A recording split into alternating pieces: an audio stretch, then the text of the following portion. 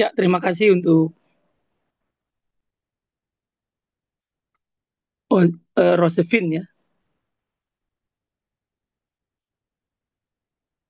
Izin saya untuk share,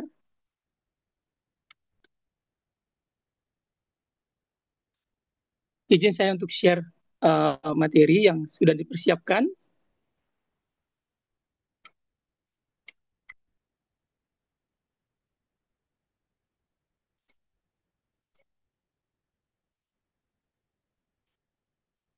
Oke, baik.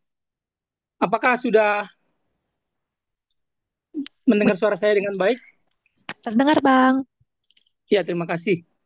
Saya menyapa semua rekan-rekan profesional di Zoom ini yang ikut eh, terlibat di dalam GCLC. Selamat malam.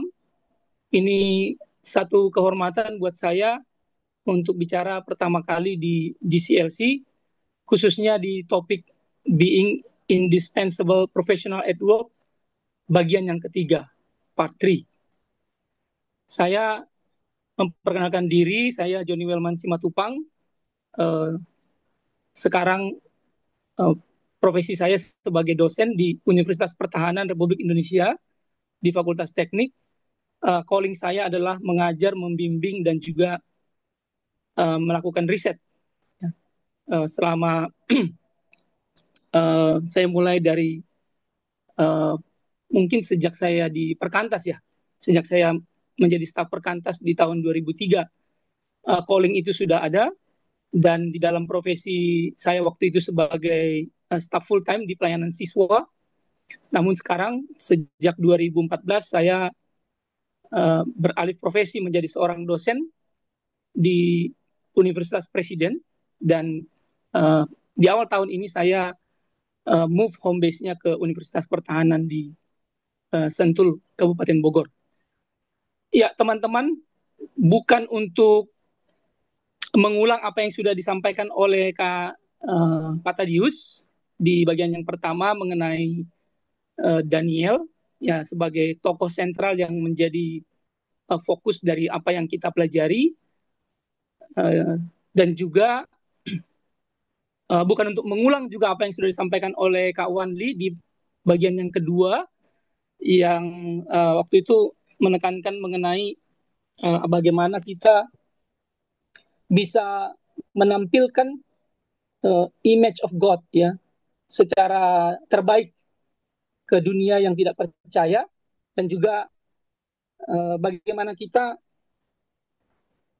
terus bertumbuh, berkembang, flourishing, bahkan berbuah di dalam kita mengikuti Allah di circumstance yang ekstrim atau hostile environment and less network connection. Jadi lingkungan yang sangat bermusuhan, lingkungan yang sangat sulit, lingkungan yang sangat ekstrim oleh karena kuasa-kuasa ataupun juga kesulitan-kesulitan yang kita hadapi, dan juga koneksi yang sangat kecil, yang tidak punya koneksi bahkan sama sekali, tetapi kita bisa tetap bertahan dan berkembang, bahkan setia dan berbuah di dalamnya. Mudah-mudahan apa yang saya sampaikan pada malam hari ini, tentunya karena ini bicara soal being, bicara soal menjadi seseorang, maka saya tidak punya contoh yang lebih baik selain diri saya sendiri. Jadi nanti teman-teman akan melihat seperti apa saya paparkan secara jujur dan secara detail mengenai kehidupan saya, kehidupan spiritual, dan juga pengalaman iman serta perjalanan uh, karir saya serta profesi saya dan panggilan saya. Biarlah ini boleh menjadi contoh uh, atau menjadi kesaksian buat kita, hal-hal yang bisa ditiru, diambil teman-teman, rekan-rekan, kakak, abang, senior, junior semua, bisa mengambil yang baik, yang tidak tepat, yang kurang relevan bisa dibuang. Ya. Uh, di sini saya berikan kutipan dari Parker Palmer dari bukunya yang berjudul Let Your Life Speak, mengatakan, "Before I can tell my life what I want to with it, I must listen to my life telling who I am." Di ini menunjukkan satu komitmen, satu kerinduan dari Parker Palmer bahwa pertama-tama saya harus clear, establish with my identity. Ya, saya harus clear dengan identitas saya, siapa saya di hadapan Tuhan, di hadapan manusia, di hadapan alam semesta. Dan kemudian barulah saya bisa menceritakan apa yang saya inginkan dalam kehidupan saya. Karena ketika kita tidak clear dengan identitas kita, image kita, maka kita tidak akan bisa bertahan dengan segala gempuran, godaan, tantangan yang kita hadapi dalam kehidupan. Bahkan ketika kita mengalami lembah-lembah yang gelap, lembah kekelaman seperti Mazmur 23 mengatakan, kalau kita punya keyakinan akan identitas yang jelas, maka kita akan bisa melewatinya bersama dengan Tuhan. Amin, saudara-saudara yang kasih. Ya, di sini ada, saya lihat tadi rekan saya Daniel Martua Simanjuntak. Ya, halo Daniel. Ya, mungkin Daniel ada di Jepang saat ini ya. Jadi saya menyapa Daniel, kiranya boleh menikmati apa yang kita pelajari pada malam hari ini. Saya menyapa juga Bang Eliunus, Kak Luce, dan Kak Rolin Sianturi, dan semua teman-teman yang tidak bisa saya sebutkan. Horas, horas. Ya, horas semua. Horas. Ya, bersyukur ya hari ini kita bisa kembali belajar dari beberapa bagian Alkitab, khususnya Daniel, dan juga ada Amsal 31 dan beberapa bagian dari surat-surat Paulus. Mari kita bersatu dalam doa sebelum saya masuk lebih jauh ke materi yang akan disampaikan. Bapa, benar seperti pujian yang boleh kami nyanyikan tadi.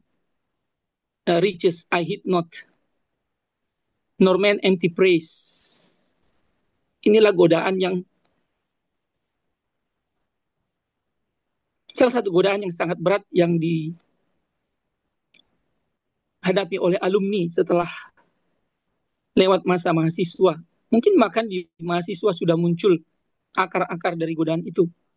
Tetapi ketika masuk ke dunia alumni, apakah itu dunia industri, dunia bisnis, dunia fashion, ataupun juga studi lanjut, kami tahu, kami sadar bahwa godaan-godaan ini akan muncul dalam kehidupan kami.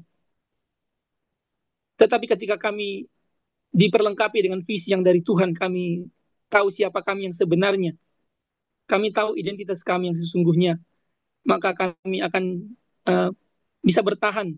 Dan bukan hanya bertahan, kami akan bisa tetap tampil sebagai pemenang di setiap pergumulan yang kami hadapi, bahkan di tengah lembah kegelapan, kekelaman, sekalipun Engkau akan menolong dan menopang kami. Biarlah Tuhan, GCLC pada malam hari ini, bagian yang ketiga, kami boleh belajar sesuatu dan boleh mengalami transformasi daripada Tuhan sendiri. Biarlah Roh Kudus berbicara kepada hati kami masing-masing melalui kebenaran firman-Mu, melalui sharing pengalaman, melalui diskusi kami, semua Engkau pakai untuk hormat dan kemuliaan-Mu. Pakai hamba-Mu yang lemah dan terbatas ini. Di dalam nama Yesus kami berdoa. Amin. Ya, saya mulai dengan kalimat ini. Christian faith is not only a private faith, but also a public faith. Ya, kita mengimani bahwa iman Kristen itu bukan iman yang sifatnya hanya sempit atau iman yang hanya privasi antara saya dengan Tuhan. Yang penting saya dengan Tuhan, tetapi bagaimana kemudian iman itu teraplikasi atau iman itu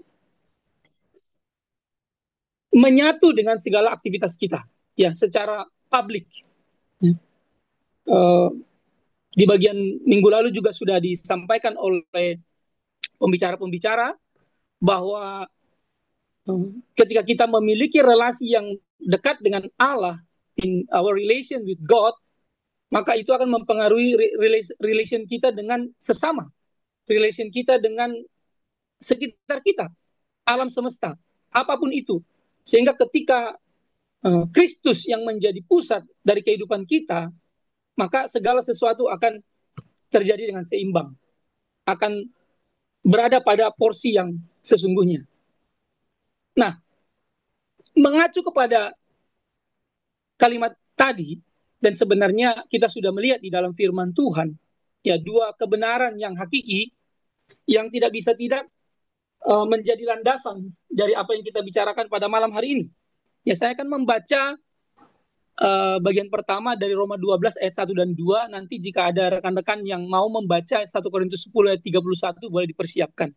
Ya, jadi dua kebenaran utama. Yang pertama bicara soal worship atau penyembahan.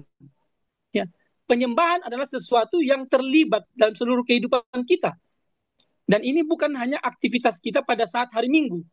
Inilah yang dikatakan bahwa di dalam kehidupan kekristenan tidak ada dikotomi antara Monday and Sunday. Tidak ada dikotomi antara yang sekuler dan yang sacred, antara yang kudus dengan yang sekuler. Karena semuanya itu integral, menjadi bagian yang tidak dapat dipisahkan. Karena aktivitas kehidupan kita ya, melibatkan seluruh kehidupan kita di dalam penyembahan kita kepada Tuhan. Ya, saya bacakan Roma pasal 12 ayat 1 dan 2. Kalimat Paulus kepada jemaat di Roma berjudul persembahan yang benar. Karena itu saudara-saudara, demi kemurahan Allah aku menasihatkan kamu supaya kamu mempersembahkan tubuhmu sebagai persembahan yang hidup, yang kudus dan yang berkenan kepada Allah. Itu adalah ibadahmu yang sejati. That is your spiritual act of worship. That is your proper worship. If you offer yourself, ya, a living sacrifice, holy and pleasing to God, maka itu adalah ibadahmu yang sejati.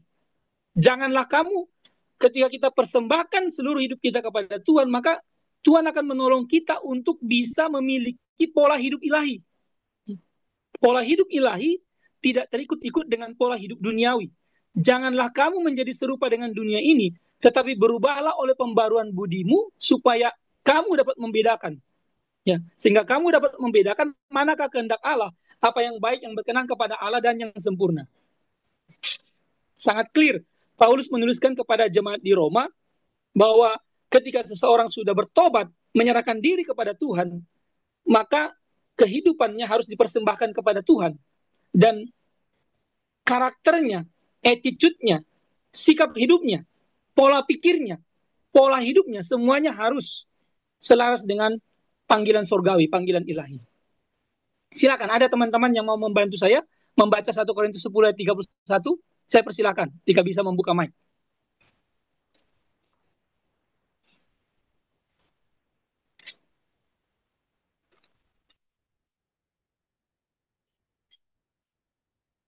Ada yang mau sukarela? 1 Korintus 10 ayat 31. Jadi, baik kamu makan atau minum, ataupun melakukan sesuatu yang lain, lakukanlah semuanya itu untuk kemuliaan Allah. Terima kasih, Lucien. Ya, itu dia. Jadi, dua ayat ini minimal menjadi landasan untuk kita melihat bahwa seluruh kehidupan kita, dikatakan di 1 Korintus 10 dalam konteks bagaimana orang-orang Korintus itu berdebat mengenai makanan, minuman, apakah ini boleh, itu nggak boleh. Ya, Paulus mengatakan segala sesuatu diperbolehkan, tetapi tidak segala sesuatu berguna. Segala sesuatu diperbolehkan, benar, tetapi tidak segala sesuatu membangun. Tetapi yang paling penting adalah ketika engkau makan, engkau minum, engkau melakukan apapun, lakukanlah, do it. Ya, tujuannya adalah untuk apa? Untuk for the glory of God, kemuliaan Allah. Ya, seperti lagu yang kita nyanyikan di bagian pertama tadi, dan juga visi yang kedua tadi, semuanya untuk kemuliaan Allah. Hal yang kedua, bahwa that a large part of our lives, nah ini yang mungkin kadang tidak kita sadari, bahwa bagian terbesar dari kehidupan kita adalah pekerjaan kita in our everyday work, and therefore we are to glorify God with our work. Karena bagian terbesar, ya kalau kita hitung secara matematis juga, ya, kita tidur 8 jam, berarti 16 jam kita 2/3 dari kehidupan kita itu kita gunakan untuk bekerja. Kalaupun ada nanti di situ ada rest, ada play, ya, porsinya juga tidak begitu banyak. Ya. Sehingga ya 8 sampai 10 jam ya itu minimal kita gunakan untuk pekerjaan kita. Bahkan ada orang yang bekerja ya terus menerus, ya aktif terus menerus. Nah, itu menjadi satu pergumulan. Hal yang lain yang kita bisa bicarakan tentang burnout dan sebagainya. Tetapi dari sini kita menyadari bahwa karena seluruh bagian terbesar dari kehidupan kita dihabiskan di dalam everyday work, maka ini harus memuliakan Allah. Panggilan suatu keharusan dalam pengertian bahwa itu sebuah tuntutan yang benar. Ya. Efesus 2 ayat 8 sampai 10 dikatakan di dalam kalimat Paulus kepada kita ini mengenai keselamatan di dalam Kristus, tetapi kemudian dikaitkan dengan bagaimana kita sebagai image Allah gitu ya, image Tuhan begitu. Saya bacakan kembali. Sebab karena kasih karunia kamu diselamatkan oleh iman, itu bukan hasil usahamu, tetapi pemberian Allah. Itu bukan hasil pekerjaanmu. Jangan ada orang yang memegahkan diri. Karena, nah ini dia, karena kita ini buatan Allah, diciptakan dalam Kristus Yesus. God's workmanship, ya, God's workmanship recreated, diciptakan ulang dalam Kristus Yesus untuk melakukan pekerjaan baik yang telah dipersiapkan Allah sebelumnya. Ia mau supaya kita hidup di dalamnya. Jadi bahkan kalau bisa ya, kalau bisa sebelum kita lahir pun kita sudah mencari tahu apa yang menjadi pekerjaan-pekerjaan baik yang sudah Allah sediakan bagi kita. When we are in Christ and Christo, disitulah semua berkat-berkat Allah itu terhubung. Dan kita bisa ambil semua di dalam relasi kita dengan Tuhan, dan kita bisa gunakan untuk memuliakan Tuhan. Unlimited. Ya, unlimited resources in God. Itu Efesus 2, 8 sampai 10. Silakan ada yang mau bantu Kolose 3, 17 dan 23 yang menjadi fondasi dari teologi kerja. Kawan-kawan ada yang mau membantu membaca Kolose 3 ayat 17 dan 23. Silakan.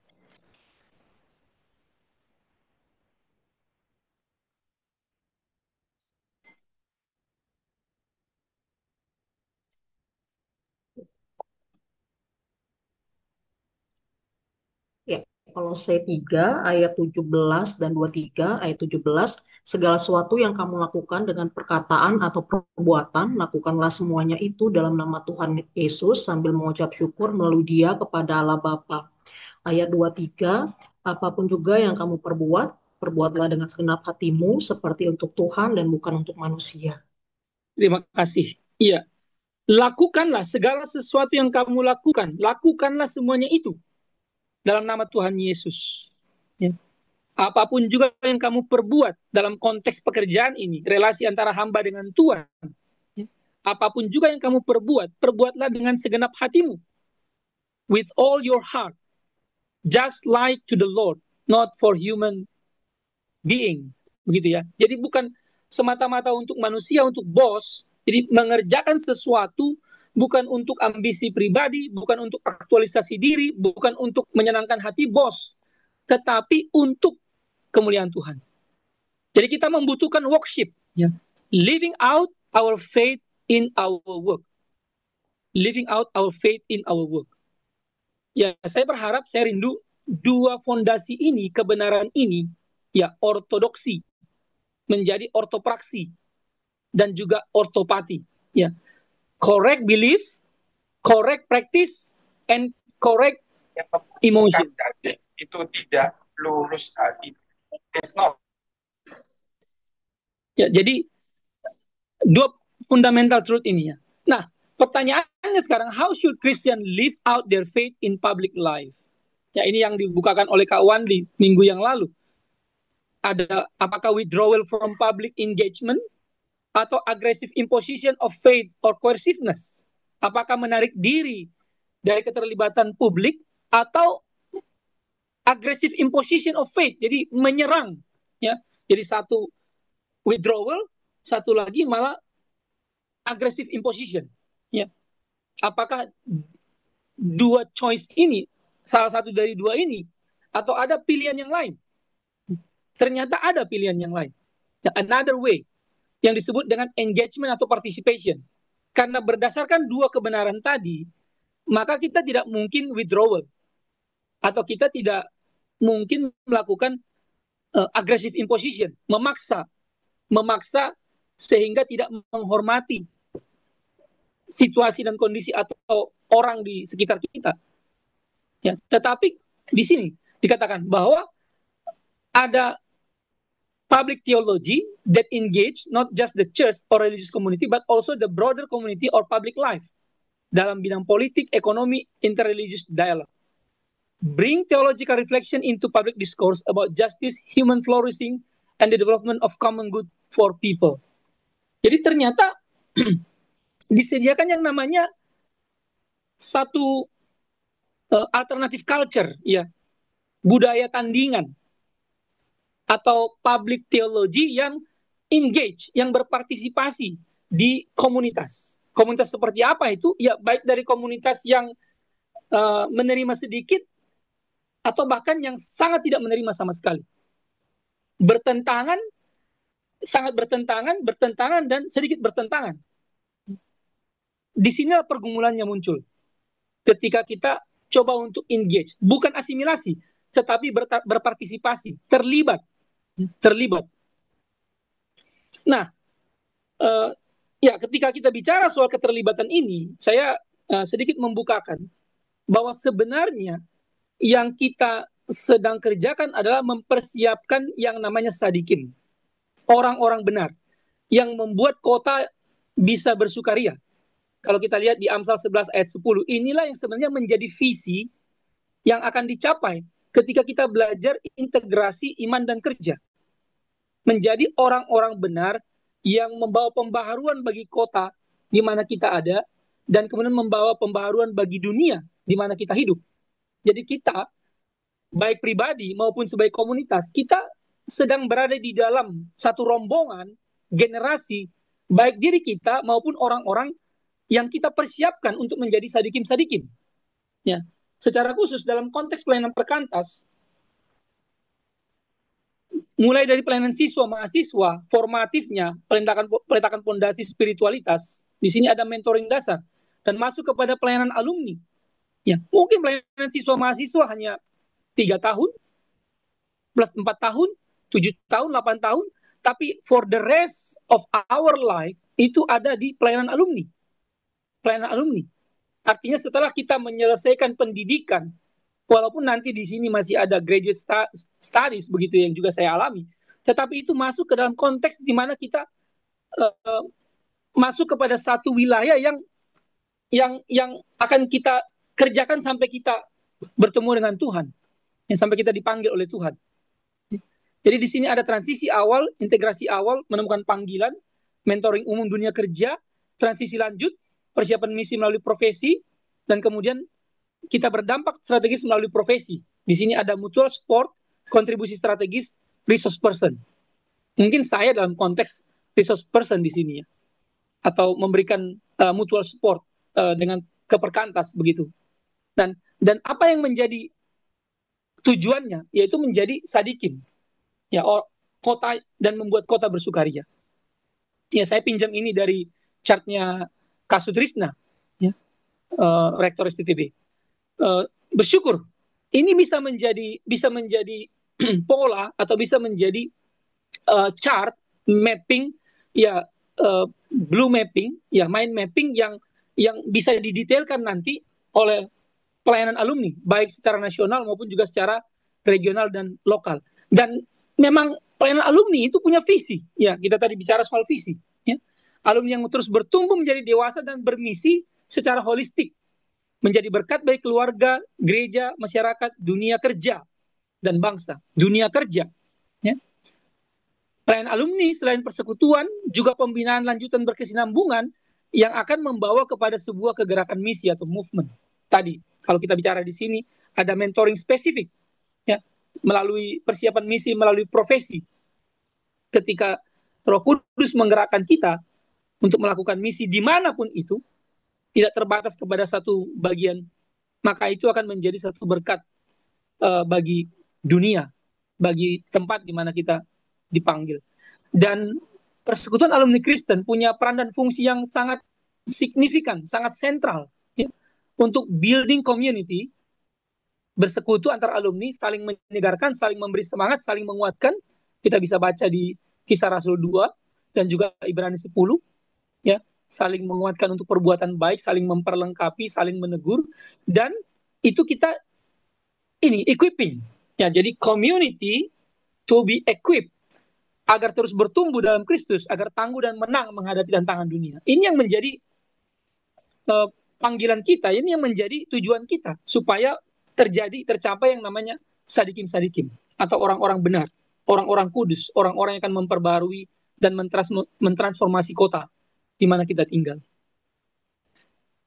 Nah, saya masuk kepada hal yang sangat fondasional, ya. Jadi ada 3 buku yang saya juga pelajari ketika mulai 10 tahun yang lalu masuk kepada pemahaman tentang teologi kerja, ya, integration of faith and work. Yang pertama, Tim Keller. Saya mau membaca sebagian kecil dari beberapa halaman ini buat kita semua, ya, dalam konteks cara pandang dunia Kristen membentuk segala jenis pekerjaan. Walaupun Alkitab bukanlah suatu buku pedoman yang komprehensif untuk menjalankan suatu bisnis, memperbaiki saluran air, atau melayani pasien, itu hal-hal yang bisa kita lakukan dalam profesi kita, ya.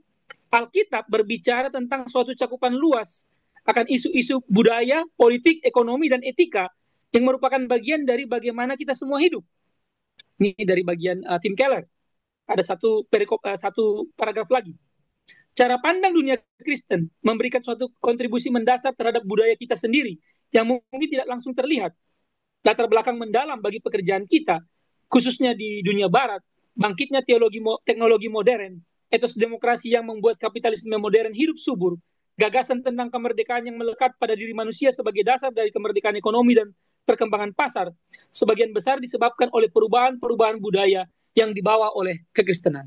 Jadi kita bisa melihat bahwa cara pandang dunia Kristen itu membentuk segala jenis pekerjaan di dunia ini. Kalau kita bisa berargumen demikian, itu yang dituliskan oleh Tim Keller. Teman-teman bisa mencari bukunya di Perkantas dan bisa membaca.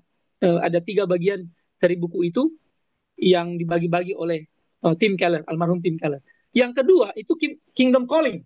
Ya, saya membacakan satu bagian kecil dari Sadik. Ya, kita tadi bicara soal Sadikim sebagai tujuan, begitu ya. Dari cara pandang masuk kepada seperti apa orang benar itu. Ya, seperti apa orang benar itu. Pernyataan inti dari buku Kingdom Calling adalah rata-rata orang Kristen kelas menengah, ini konteks Amerika atau yang lebih kaya, telah banyak diberkati oleh Allah. Kita juga, dalam hal keterampilan, skill, kekayaan, kesempatan, posisi, vokasi, pendidikan, pengaruh, dan jejaring. Pendeknya kita adalah orang-orang yang mujur.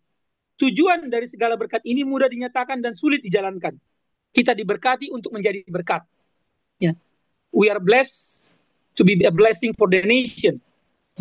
Bapa Surgawi kita yang murah hati ingin kita menggunakan waktu, talenta, dan harta kita untuk menawarkan kepada orang lain agar dapat mencicipi kerajaan Allah yang akan datang. Mereka yang melakukannya disebut sadikim, orang-orang benar. Ya. Jelas, hidup sebagai sadikim tidaklah mudah. Hidup seperti ini menuntut upaya yang besar dan disengaja. Yang lebih penting, hidup seperti ini membutuhkan kuasa Roh Kudus Allah. Hidup seperti ini menuntut pemahaman tentang seperti apa menjadi seorang sadik. Namun hidup seperti ini mungkin dilakukan. Oleh karena itu, teolog N.T. Wright pernah berkata, makna dasar dari kebenaran menunjukkan bukan hanya ide abstrak tentang keadilan dan kebenaran, tetapi juga pendirian orang benar, pendirian yang benar, dan perilaku yang benar sebagai konsekuensi di dalam suatu komunitas. Jadi, ortodoksi, pendirian yang benar, ortopraksi, perilaku yang benar sebagai konsekuensi di dalam suatu komunitas. Maka ada ortopati, ya, emosi yang benar atau perasaan yang benar. Itu bagian yang kedua, Kingdom Calling. Nah, bagian yang ketiga mengenai Courage and Calling dari Gordon Smith, saya membaca satu bagian bicara soal berpikir secara vokasional. Ya, berpikir secara vokasional. Bukan lagi horizontal, tetapi vokasional. Ya. Keuntungan dari berpikir secara vokasional sangat banyak. Salah satunya kita dibebaskan untuk menjadi siapa diri kita sesungguhnya dalam konteks panggilan hidup. kebebasan ini pada puncaknya akan terungkap dalam sukacita, yakni kebebasan dan sukacita dari orang-orang yang mengerti untuk apa mereka dipanggil, lalu memiliki keberanian serta kapasitas demi menempuh panggilan itu. Ini bicara soal mengerti untuk apa mereka dipanggil, akan mengalami kebebasan dan sukacita ketika menemukan panggilannya yang benar-benar dari Tuhan. Nah, kegagalan untuk membedakan antara panggilan dengan karir atau pekerjaan itu menjadi satu rintangan. Ya. Saya bacakan satu konteks di sini. Kita bisa dikeluarkan dari perusahaan atau organisasi di mana kita bekerja selama ini. Tapi itu tidak berarti kita kehilangan panggilan. Saya kenal dengan para perempuan yang tidak dapat melihat dirinya sendiri berada dalam peran selain peran pelengkap bagi suaminya. Ya, saya pilih mengenai perempuan supaya imbang gendernya. Dalam kasus ini misalnya, seorang istri pendeta akan mengalami krisis identitas dan krisis panggilan jika suaminya memilih untuk meninggalkan pelayanan pastoral. Tapi terlepas dari jenis perkembangan itu, para perempuan ini begitu mengikatkan panggilannya pada jenis peran atau tanggung jawab tertentu yang kemudian mengurangi kapasitas mereka sendiri untuk berpikir secara vokasional. Dengan demikian, ketika kita mengidentifikasi pemahaman tentang panggilan dengan perusahaan atau organisasi tertentu, kita melakukan over-identifikasi diri dengan panggilan atau pekerjaan pasangan kita. Maka dalam kedua kasus tersebut kita merendahkan kapasitas kita dalam mengambil tanggung jawab atas hidup dan panggilan kita sendiri. Ya. Ini bukan berarti bahwa kita mempertanyakan nilai komitmen pada sebuah perusahaan, gereja, organisasi, sekolah, atau pasangan. Tetapi poinnya adalah kita memiliki kebebasan ya untuk menentukan quote and quote siapa diri kita dan apa panggilan kita dengan bebas di dalam relasi kita dengan Allah dan sesama dan menemukan sukacita. Ya. Nah itulah maka saya mengambil kutipan dari Frederick Buechner ini. Tempat di mana Allah memanggil Anda adalah tempat di mana sukacita terdalam Anda dengan kelaparan terbesar dunia bertemu. Itulah yang disebut dengan panggilan atau vokasi. Jadi panggilan melampaui peran, melampaui karir atau pekerjaan. Ya.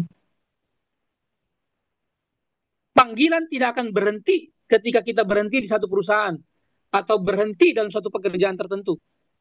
Maka yang paling penting adalah bukan tempat atau pekerjaan di mana kita berada, tetapi apa panggilan kita? What is your calling? Di mana Allah memanggil Anda? Disitulah tempat di mana sukacita terdalam kita, our deepest joy, meet, bertemu dengan the deepest hunger of this world. Itu kata Frederick Buechner. Dan saya mengaminkan itu. Kenapa? Karena ketika saya menemukan panggilan saya menjadi seorang yang mengajar, membimbing, dan melakukan riset begitu, baik itu sewaktu saya masih di Perkantas atau sekarang setelah saya menjadi dosen, saya menemukan satu sukacita yang sangat luar biasa dari Tuhan. Kadang-kadang tidak bisa tidur ketika memikirkan satu rumus atau memikirkan tentang satu konsep tertentu ketika hendak mengajar fisika misalnya atau mengajar matematika, ya.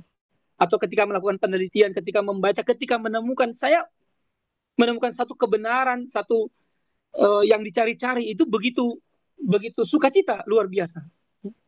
Karena itulah panggilan saya. Ketika saya membimbing, ketika saya memimpin sebuah kelompok kecil, ketika saya memimpin sebuah kelompok KTB Marketplace, dan itu satu hal yang luar biasa. Akan saya tunjukkan di slide saya berikutnya secara mendetail. Nah, mungkin ini bisa menjadi perenungan kita yang pertama. Ya, apakah saudara-saudari memikirkan pekerjaan Anda melalui kacamata cara pandang dunia Kristen? Pernahkah mengajukan pertanyaan-pertanyaan seperti berikut? Ini saya ambil dari buku Tim Keller tadi. Tapi saya hanya pilih 3 dari pertanyaan-pertanyaan yang cukup relevan ya. Bagaimana alur kisah dari budaya di mana saya hidup? Coba kita pikirkan. Budaya di mana kita hidup. Dari suku apa, dari keluarga yang seperti apa, konteks kita di mana berada, dan bidang di mana saya bekerja saat ini. Siapa tokoh-tokoh protagonis dan antagonisnya? Apa saja berhala-berhalanya? Adakah berhala-berhalanya? Harapan-harapannya? Rasa takutnya? Kita bisa menulis, ya, membuat catatan journaling secara singkat. Ini akan berguna nanti ketika rekan-rekan melihat secara keseluruhan, ya, dan melanjutkan panggilan itu. Kesempatan-kesempatan apa saja yang ada dalam profesi saya untuk melayani orang-orang secara individu, ya. Individual ministry, masyarakat secara luas, social ministry, bidang kerja saya, workplace ministry, menjadi teladan dalam kompetensi dan kecemerlangan, pursuing excellence, ini skills, ya, kompetensi, supaya kita bisa tetap dipertahankan di tempat kerja, sulit tergantikan, dan menjadi saksi Kristus yang hidup tentunya, bukan saksi Kristus yang mati. Beberapa pertanyaan ini bisa menjadi homework nanti buat teman-teman setelah banyak di-share. Nah, sedikit latar belakang konteks Indonesia sekarang atau ke depan, ya, sebagai background. Ya, kita sudah melihat itu bagaimana perkembangan teknologi. Dan di sini pun dikatakan bagaimana prediksi, ya, bahwa 23 juta pekerjaan akan digantikan oleh automation 5 tahun ke depan. Dan tetapi di sini ada tantangannya, ada ancamannya. Tetapi positive thinkingnya atau peluangnya adalah 27 million sampai 46 million new jobs could be created in the same period. Dan akan ada perubahan atau shifting. 10 million of these jobs will be new types of occupations. Misalnya dari konteks healthcare, construction, manufacturing, and retail will benefit from increased labor demand. Ada hitungan-hitungannya. Teman-teman, saya sudah share ke Kak Luce bahan filenya. Jika mau minta detailnya bisa diminta dari Kak Luce. Di sini ada penjelasan secara singkat dari bagian ini. Jadi ada beberapa poin penting secara dari background apa yang kita lihat saat ini dan ke depan. Digital economy, renewable energy, automation, demand for higher level skills, ya, new occupation. Jadi ada energy transition yang akan mengalami shifting, perubahan dan di dalam 5 tahun ke depan. Ini sebuah prediksi ataupun juga statistik. Dan di sini kita melihat bahwa future jobs will increasingly require technological. Maka teknologi itu emas, ya, sosial, emotional. Jadi tidak hanya hitung-hitungan, tapi juga bicara soal konsep sosial, emotional, higher cognitive skill, ya, such as creativity and advanced problem solving. Tapi kalau kita lihat juga, ini merupakan sebuah multidisiplin. Artinya di dalam relasi kita nanti dengan sesama, kita juga harus membuka networking, kolaborasi, gitu ya. Ada growing occupation di sini, renewable energy sectors. Dalam konteks, ya, karena saya orang teknik, ya, saya coba bukakan dari sisi teknik, begitu ya. Ya, wind turbine technicians, solar PV installers, healthcare related fields, ya, home care, home health, personal care aids, among the fastest growing job categories. Ini bahkan sudah kita alami dan akan terus berkembang. Ya, di sini ada beberapa chart yang menunjukkan relasi, ya, company dengan labor agency, industry association, educational institution maupun juga NGO. Teman-teman bisa baca secara detail. Tetapi intinya adalah Indonesia pun sekarang dalam fase itu berjuang inline dan harus mempersiapkan diri, baik secara country, ya, maupun juga secara di dalamnya institusi-institusi yang terlibat. Semua stakeholder dikatakan di sini. All stakeholders pemangku kepentingan will need to prepare for substantial change affecting the future of work. Companies will need to start planning transitioning into the future of work now with long-term learning programs both for people affected today and those possibly affected in the future. Jadi kita juga harus siap dengan segala perubahan. Karena dikatakan yang abadi hanyalah perubahan itu sendiri. Ya, perubahan itu yang akan abadi. Karena akan selalu berubah. Perusahaan berubah, organisasi berubah, kita pun berubah. Tapi pertanyaan perubahan itu apakah menuju ke arah yang lebih baik atau sebaliknya? Dan kalau kita melihat kepada meta narasi Alkitab, maka kita berjuang kepada perubahan yang lebih baik. Kepada perubahan yang lebih baik. Nah, ini juga satu pemikiran yang teman-teman bisa bawa, rekan-rekan bisa bawa. The jobs of the future are going to be impacted by automation. Ya. Ada mesin-mesin yang akan lebih pintar dalam mengerjakan pekerjaan-pekerjaan yang kompleks, yang sulit. Tetapi juga di sisi lain ada globalisasi. Kita akan pergi keluar, atau pekerjaan kita akan keluar, atau orang lain akan datang ke Indonesia. Kita bersaing dengan para pekerja dari luar. Itu sudah terjadi dan akan terus terjadi. Tetapi dibutuhkan yang namanya kolaborasi. Ya. Karena ada berbagai pekerjaan, berbagai pekerja, dan itu seringkali pada waktu yang sama harus dikerjakan. Tadi, multidisiplin, butuh kolaborasi. Nah, melihat semuanya ini teman-teman, what is your response to the report on the future world? And how does it make you feel about the future? Apakah ada ketakutan? Apakah ada pergumulan? Gamang? Atau bagaimana? Ini menjadi pemikiran yang kedua.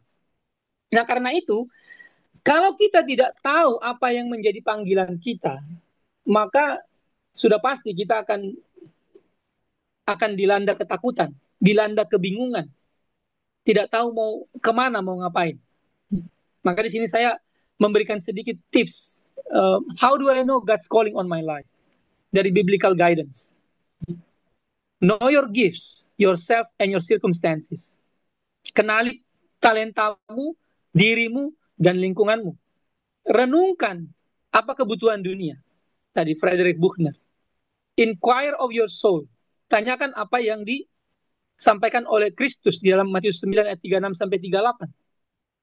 Where are your burden for others? Di mana bebanmu? Di mana satu kerinduanmu untuk orang lain? Doakan kepada Tuhan untuk menaruh engkau, to throw you where you can be best use for His glory. Supaya engkau bisa berakar, bertumbuh, dan berbuah. Tetapi juga do not neglect passionate, Christ exalting, corporate worship tadi. Worship, karena itu menjadi dasar yang pertama, ya, untuk kita bisa melakukan dasar yang kedua. Listen humbly to the spiritual people in your life, spiritual leaders, spiritual mentors. Harus cari. Kalau kita nggak punya, kalau Anda tidak punya, harus cari mentor, cari leader, cari senior yang mau secara accountable, ya, sharing dengan kita mengenai pergumulan-pergumulan yang kita hadapi secara real, dan apa yang menjadi solusi jalan keluar, yang mau memberi hidupnya dan mau membantu kita di dalam pergumulan itu, di dalam perkembangan pertumbuhan itu. Pada akhirnya cultivate absolute surrender of all you are and have to Christ. Artinya serahkan hidup kita kepada Tuhan. Nah, jadi ini sebuah reminder kembali bahwa panggilan umum Allah kepada kita bukanlah melakukan sesuatu pertama-tama. Bukan itu. Bukan pekerjaan atau doing, melainkan menjadi sesuatu atau seseorang, being. Dan ketika kita dipanggil, apa panggilanmu? Aku dipanggil untuk menjadi seorang murid Kristus Yesus. Ini yang mesti kita ingat-ingat terus. Menjadi seorang murid Kristus Yesus. Yakni menjadi seorang murid yang dipanggil untuk melayani Tuhan Yesus Kristus sebagai yang utama. Lalu panggilan pribadi, itulah panggilan pekerjaan atau profesi khusus yang diberikan kepada kita, yang mencirikan keberdayaan kita di lingkungan di mana kita dipanggil. Dan kedua panggilan ini harus kita kerjakan secara seimbang. Ya, Cotton Mather, seorang Puritan di abad ke-18, pernah berkata demikian dalam satu metafora gambarannya. Seorang Kristen pada kedua panggilannya adalah seorang manusia yang sedang mendayung dalam perahu menuju surga. Kalau dia fokus hanya pada satu panggilan, dia menarik dayungnya hanya di satu sisi kapal. Maka dia akan memberikan pelaporan pesan yang buruk ke pantai berkah abadi. Ya, ini bagi teman-teman yang menonton film Narnia, mungkin tahu yang dimaksud begitu ya, pantai berkah abadi begitu. Karena gambarannya surga seringkali digambarkan seperti ada perjalanan melewati lautan dan tak tiba kepada sebuah tempat di seberang sana begitu ya. Artinya kalau kita mau benar-benar komplit di dalam melaporkan pengabdian kita, komitmen kita kepada Tuhan, maka kita harus mengerjakan secara seimbang. Ya. Panggilan sebagai murid Kristus dan panggilan profesi itu tadi. Dan tetapi sekali lagi, panggilan profesi dikerjakan di dalam konteks kita dipanggil sebagai murid Kristus. Itu yang pertama-tama dan terutama. Nah, saya detailkan kembali hal-hal yang sudah kita bicarakan tadi. Jadi sebenarnya sesungguhnya ada 5 dimension, ada 5 dimensi untuk menemukan diri kita. Ya, ini kutipan yang saya sampaikan di slide pertama tadi. To tell who I am. Ya. Skills, ya. Dari sisi skills, what have you picked up from education or through life? Apa hal-hal penting, relevan, signifikan yang Anda sudah kumpulkan dari pendidikan maupun seluruh hidup yang Anda jalani? Ini perlu perenungan dan perlu ditulis. Ya. Skill-skill apa yang kita miliki? Karena di sini bicara soal aplikatifnya, jadi saya mencoba masuk kepada hal-hal yang lebih detail begitu ya. Skill apa? Apakah itu skill dari sisi pekerjaan, misalnya analytical thinking, logical thinking, correcting, computational,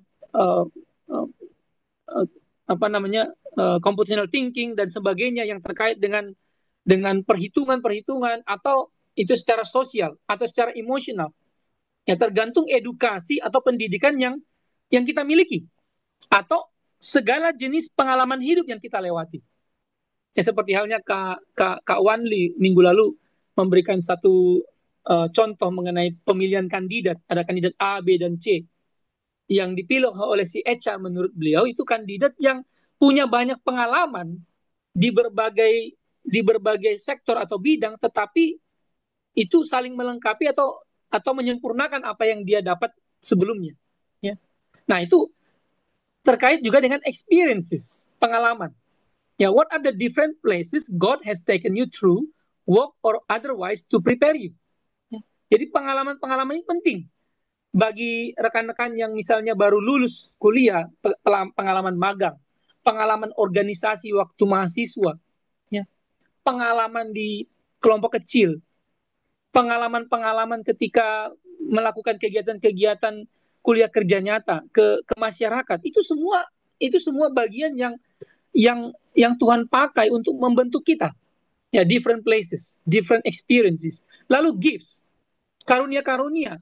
Kadang-kadang karunia yang terkuat itu yang kita nggak sadari itu apa. Ya, your strongest gifts are usually those you are barely aware of possessing. Kadang kita nggak sadar bahwa sebenarnya itu karunia terkuat kita, tetapi kita seperti take it for granted begitu. Maka perlu untuk mengevaluasi, melihat kembali apa karunia-karunia yang Tuhan berikan. Karunia-karunia rohani ataupun karunia-karunia fisik begitu ya, yang Tuhan berikan, yang akan menolong kita untuk bisa menemukan dengan tepat diri kita, panggilan kita, dan apa yang menjadi tujuan Allah dalam hidup kita. Patience, ya. Patience tadi, orthopathy, emotion, patience yang benar. What motivates and inspires you? Ini biasanya muncul ketika melihat. Makanya dikatakan kan compassion, belas kasihan. Yesus melayani orang banyak, mengambil tanggung jawab untuk melayani orang banyak karena dia melihat orang banyak itu seperti domba yang tidak punya gembala. Dia memiliki belas kasihan kepada mereka, sehingga dia membimbing mereka, memberi makan mereka, dan itu ia lakukan, mengajar, menyembuhkan orang sakit, berkhotbah, melayani secara individu, melayani secara sosial. Bahkan dia juga marah terhadap para penguasa, ya. Grappling with powers, ya. Dia tidak takut, walaupun itu menjadi sebuah bahaya dalam kehidupannya, bahwa dia akan dibunuh, tapi dia tidak takut begitu. What motivates and inspires you? If you are not passionate about people's health, do not become a doctor. Ini satu contoh. Jadi kalau Anda tidak passion dengan kesehatan orang, tidak suka dengan hal-hal yang detail terhadap hal-hal yang terkait dengan kesehatan, jangan pilih menjadi seorang dokter, begitu kan? Ya, tetapi sekarang kita sudah jadi alumni. Ya. Nah, di dalam ya ini mungkin balik ke yang ini tadi, balik ke sini tadi, ke sini. Apakah Anda di transisi awal atau transisi lanjut? Ya. Sebaiknya di sini, sebaiknya ketika kita selesaikan lebih cepat ya di transisi awal ini, supaya ketika masuk ke transisi lanjut dan proses generatif itu sudah benar-benar maksimal, ya, benar-benar maksimal, sehingga tidak lagi mencari-cari berubah-ubah. Nah, di sini peran dari Persekutuan Alumni Kristen, pelayanan alumni berperan sekali untuk rekan-rekan alumni menemukan panggilannya, integrasi awal. Ya. Nah, yang terakhir, need. Ya, is there something out there that God has made sensitive to your heart? Need, apa sih sebenarnya kebutuhan? Frederick Buechner tadi katakan, kebutuhan apa yang Anda lihat di sekitar Anda, yang dimana kita sebagai murid Kristus itu akan memenuhi kebutuhan itu dengan talenta, dengan pengalaman, dengan passion, dengan skill yang kita miliki, sehingga menjadi berkat.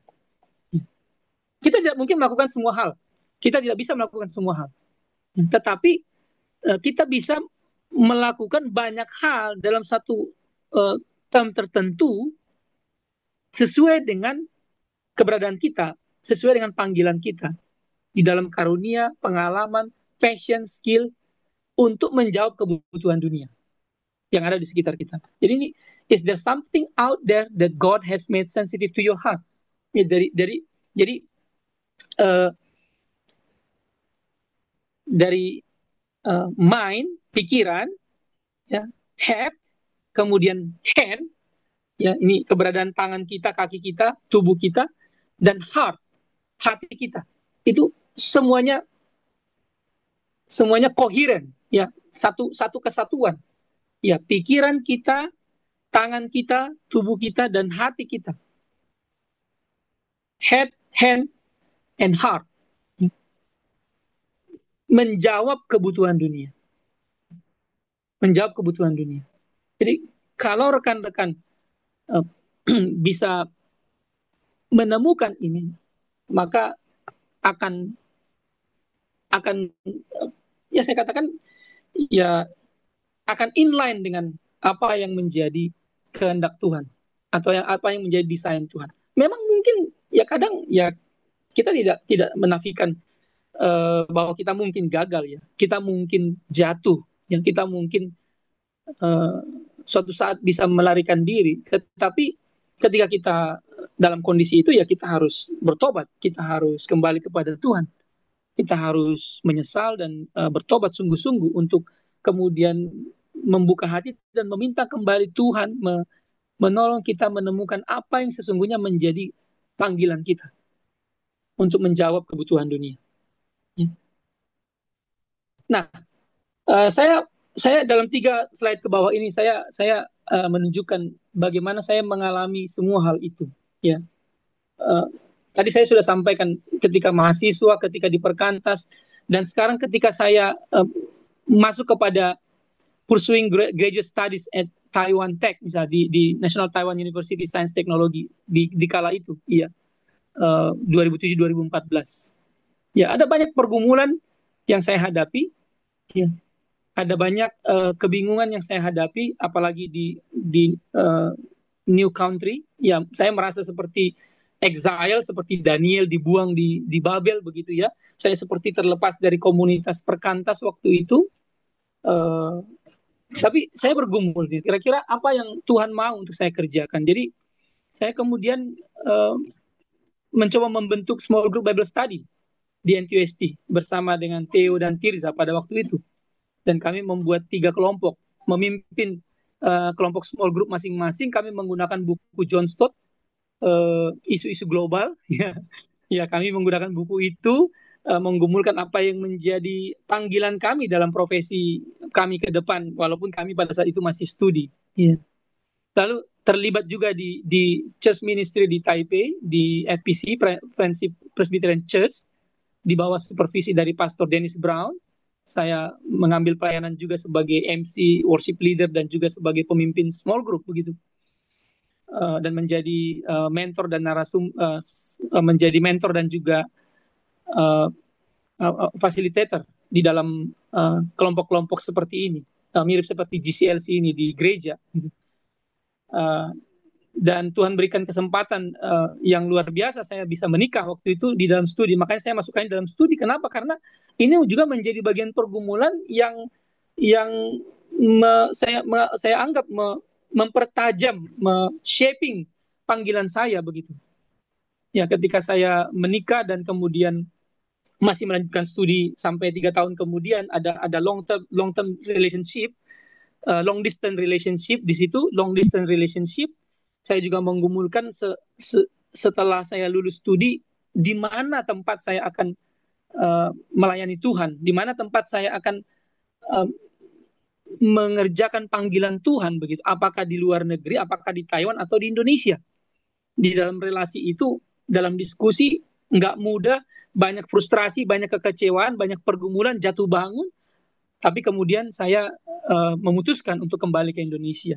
Tetapi dalam konteks itu pun saya tetap staying connected with friends and seniors in Perkantas Jakarta. Bang Eli Yunus salah satu yang menjadi saksinya begitu ya, yang tetap menjadi mentor sampai sekarang. Dengan ada beberapa nama yang tidak perlu saya sebutkan, banyak sekali, dan saya bersyukur untuk kehadiran beliau-beliau yang tetap membuat saya di jalan yang benar dan menolong saya untuk mengerti panggilan saya. Ya. Mohon maaf saya taruh foto ini agak besar ya untuk menyatakan betapa signifikannya kejadian di 2011 itu, menikah dengan Natalia Purba. Nah, di sisi lain juga ada itu gabungan dari yang tadi itu ya, ada Ministry Networks Achievement. Ya. Ya, apa yang saya sampaikan ini dari hati saya yang jujur dalam konteks bahwa ini semua pergumulan yang tidak mudah untuk dijalani. Ya, tapi saya bersyukur terlibat di dalam WIN ya, Workplace Institute of Nusantara yang sekarang kerjasama dengan GCLC sejak 2016. Ada rekan-rekan, ada mentor di sini, kemudian terlibat di pelayanan Graduate Center Perkantas Nasional, terlibat di dalam profesionalis saya di status saya sebagai peneliti, sebagai dosen di bidang electrical engineering, electronics, ya, optics begitu ya, sebagai senior member dalam status profesional saya di Indonesia juga sebagai bagian dari profesi insinyur, dan pencapaian sebagai seorang associate professor di 2020 sampai sekarang. Ini juga menjadi satu bagian yang mewarnai dan bagian anugerah Allah yang luar biasa yang saya nikmati dan saya lihat begitu. Saya tidak bisa menyampaikan terlalu detail ini setelah ini apa begitu ya. Tetapi di dalam konteks mengerjakan panggilan itu dan menggumulkan kemana Tuhan memimpin seperti apa saya menjalankan panggilan itu, semua ini dapat dicapai oleh karena anugerah Allah. Dan saya menunjukkan di sini mengenai skills, passion, gifts, experience, needs dalam konteks gambar dan juga kata-kata di sini ya. Bagaimana memimpin KTB, bagaimana mengajar, bagaimana juga hadir di tengah keluarga, hadir dalam conference, hadir dalam family ministry, hadir dalam persekutuan, hadir dalam pursuing excellence di bidang yang saya tekuni. Ya. Tetapi di atas semuanya itu saya ingin mengatakan bahwa teaching the Bible, Word of God to young people and be a spiritual mentor for them in discipleship ini yang tetap menjadi yang paling utama yang saya lakukan begitu. Dan saya bersyukur firman Tuhan tidak pernah hilang dari dalam kehidupan saya gitu. Walaupun saya dalam kondisi lembah kekelaman, ketika saya bergumul dengan dosa-dosa saya, bergumul dengan kehidupan saya, tetap firman Tuhan itu menjadi sesuatu yang mewarnai dan membimbing begitu. Sehingga saya rindu juga untuk berbagi dengan young people, menjadi spiritual mentor juga untuk mereka. Ya. Dan di dalam konteks komitmen itulah maka saya mengerjakan hal-hal yang ada di bawah ini, ya, sebagai panggilan saya tadi. Ya, doing research, teaching, collaboration, writing articles, family ministry, reading books, bahkan for the rest and play begitu ya, untuk tetap membuat diri saya juga segar. Ya. Dan ada connection juga dengan orang-orang yang mentor-mentor baik di bidang akademik maupun spiritual. Nah, pertanyaan saya buat rekan-rekan, what is the word or phrase that best describes you? Is there a clue to your vocation there?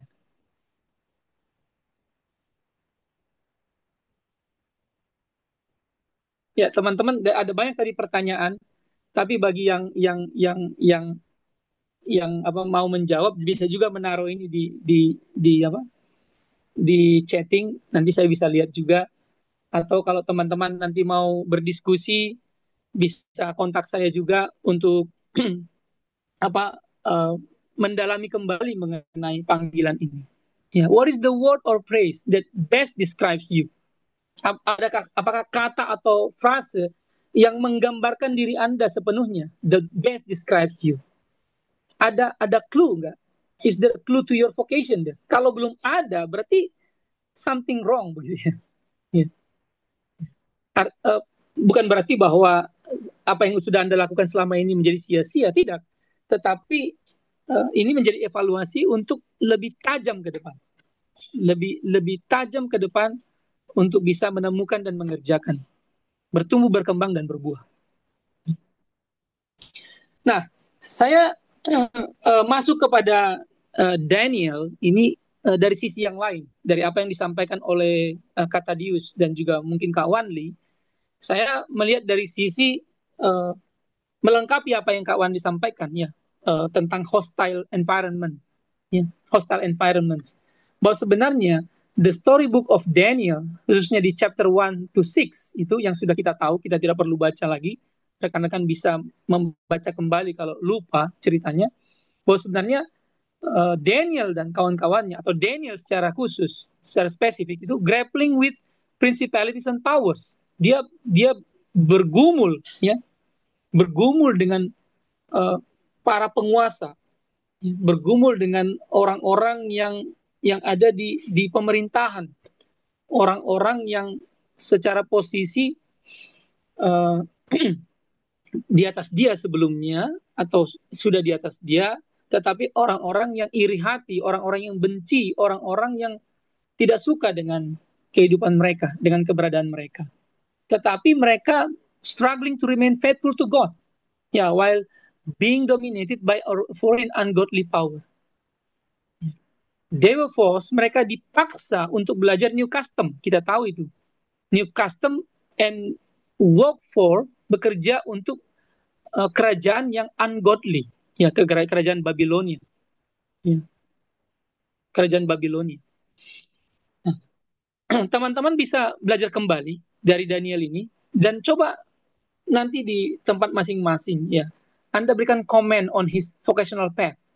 Nemu nggak teman-teman? Apa yang menjadi skillnya Daniel? Apa yang menjadi pengalaman-pengalaman Daniel? Apa yang menjadi karunia-nya Daniel? Apa yang menjadi passion-nya? Dan kebutuhan apa yang dia penuhi atau yang dia jawab di tempat di mana dia dibuang, yakni di Babylon. Coba Anda temukan. Ya, pasti kita akan bisa melihat dari pasal 1. Ya, pasal 1 ketika dia di training, dilatih bersama dengan rekan-rekannya, diberikan nama baru, belajar bahasa orang Kasdim, budaya orang Kasdim, ya, yang berbeda sekali, bertentangan dengan budaya orang Yahudi, bertentangan dengan agama Yahudi. Tetapi di situ ada skill yang dia pelajari. Pengalaman-pengalaman itu membuat dia melihat apa yang menjadi maksud Tuhan, kehendak Tuhan. Ya. Apa gifts karunia yang Tuhan berikan kepada dia? Apa passion yang dia lihat? Dia di pemerintahan. Bagi teman-teman yang abdi bangsa, ya ASN, yang di pemerintahan secara khusus bisa sangat spesifik belajar tentang Daniel. Dan ini contoh yang sangat clear begitu ya. Yang berjuang untuk tetap hidup benar, ya tidak korupsi, tidak KKN, yang berjuang memperjuangkan keadilan, kebenaran di pemerintahan, memperjuangkan integritas, ya, memperjuangkan integritas. Ini bicara soal being, ya who I am when no one's looking. Siapa saya ketika tidak ada yang memperhatikan? Ya. Apakah saya tetap sama ketika ada orang yang memperhatikan dan ketika tidak ada yang memperhatikan? Ya. Nah, pada faktanya Daniel had to work to promote the cause of ungodly rulers. As threatening, ada ancaman, ada tekanan, ada manipulasi, ada pergumulan, ada hopeless bahkan. Seperti tidak ada harapan begitu. Tetapi Daniel found a way to succeed in Babylon and to remain faithful to his God. What is the key? Pertanyaannya, what is the key success? Ya, what is the key to his successfulness? Ya. Apa kunci kepada kesuksesan dari Daniel? Ya. Mengapa dia bisa sukses? Remain faithful to his God. Dari Daniel pasal 1 sampai pasal 6 kita bisa melihat betapa begitu banyaknya pergumulan yang dihadapi oleh Daniel, teman-temannya, dari penguasa, dari principalities, dari ungodly monarch, ungodly power. Tetapi mereka bisa remain faithful. Apa kuncinya? Bagi rekan-rekan yang di bidang hukum misalnya, yang bergumul untuk menjadi pejuang hukum, tidak mudah untuk berkata tidak.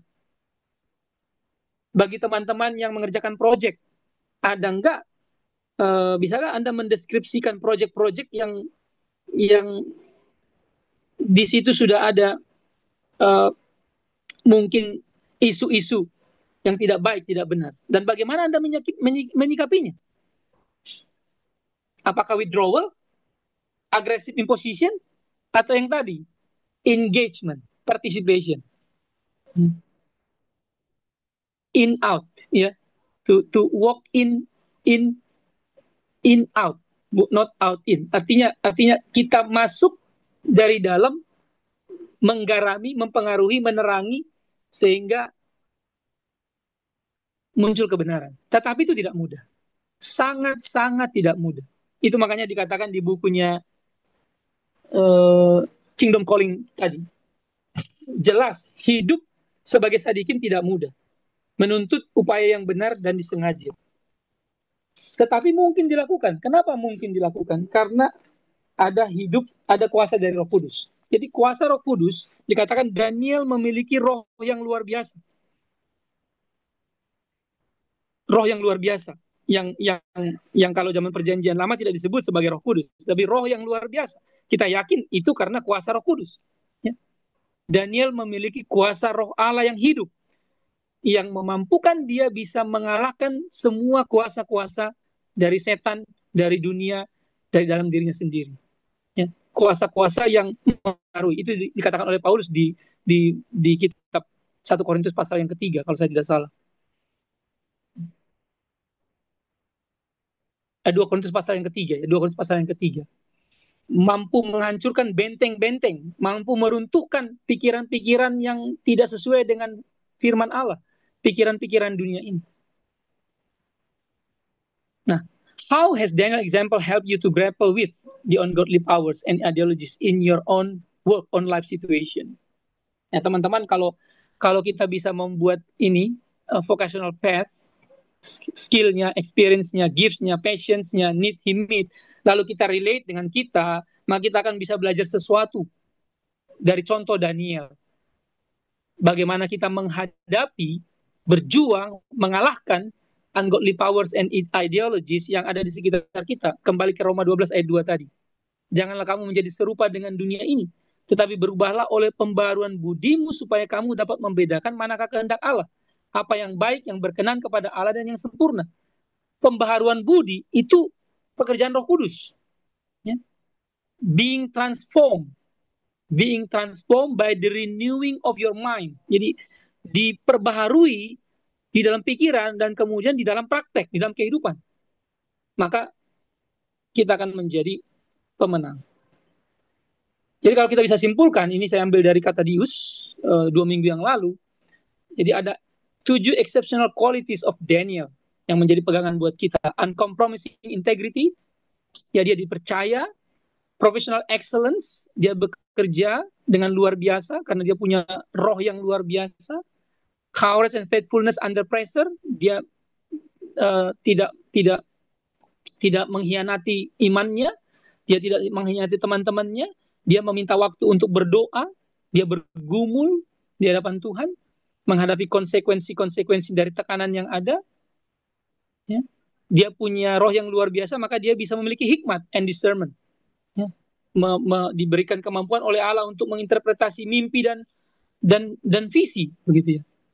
Ya kita doakan anak-anak Tuhan yang ada di pemerintahan, ada di dirjen-dirjen, sekjen-sekjen, yang wakil menteri dan sebagainya, itu menjadi orang-orang yang memiliki visi, kemampuan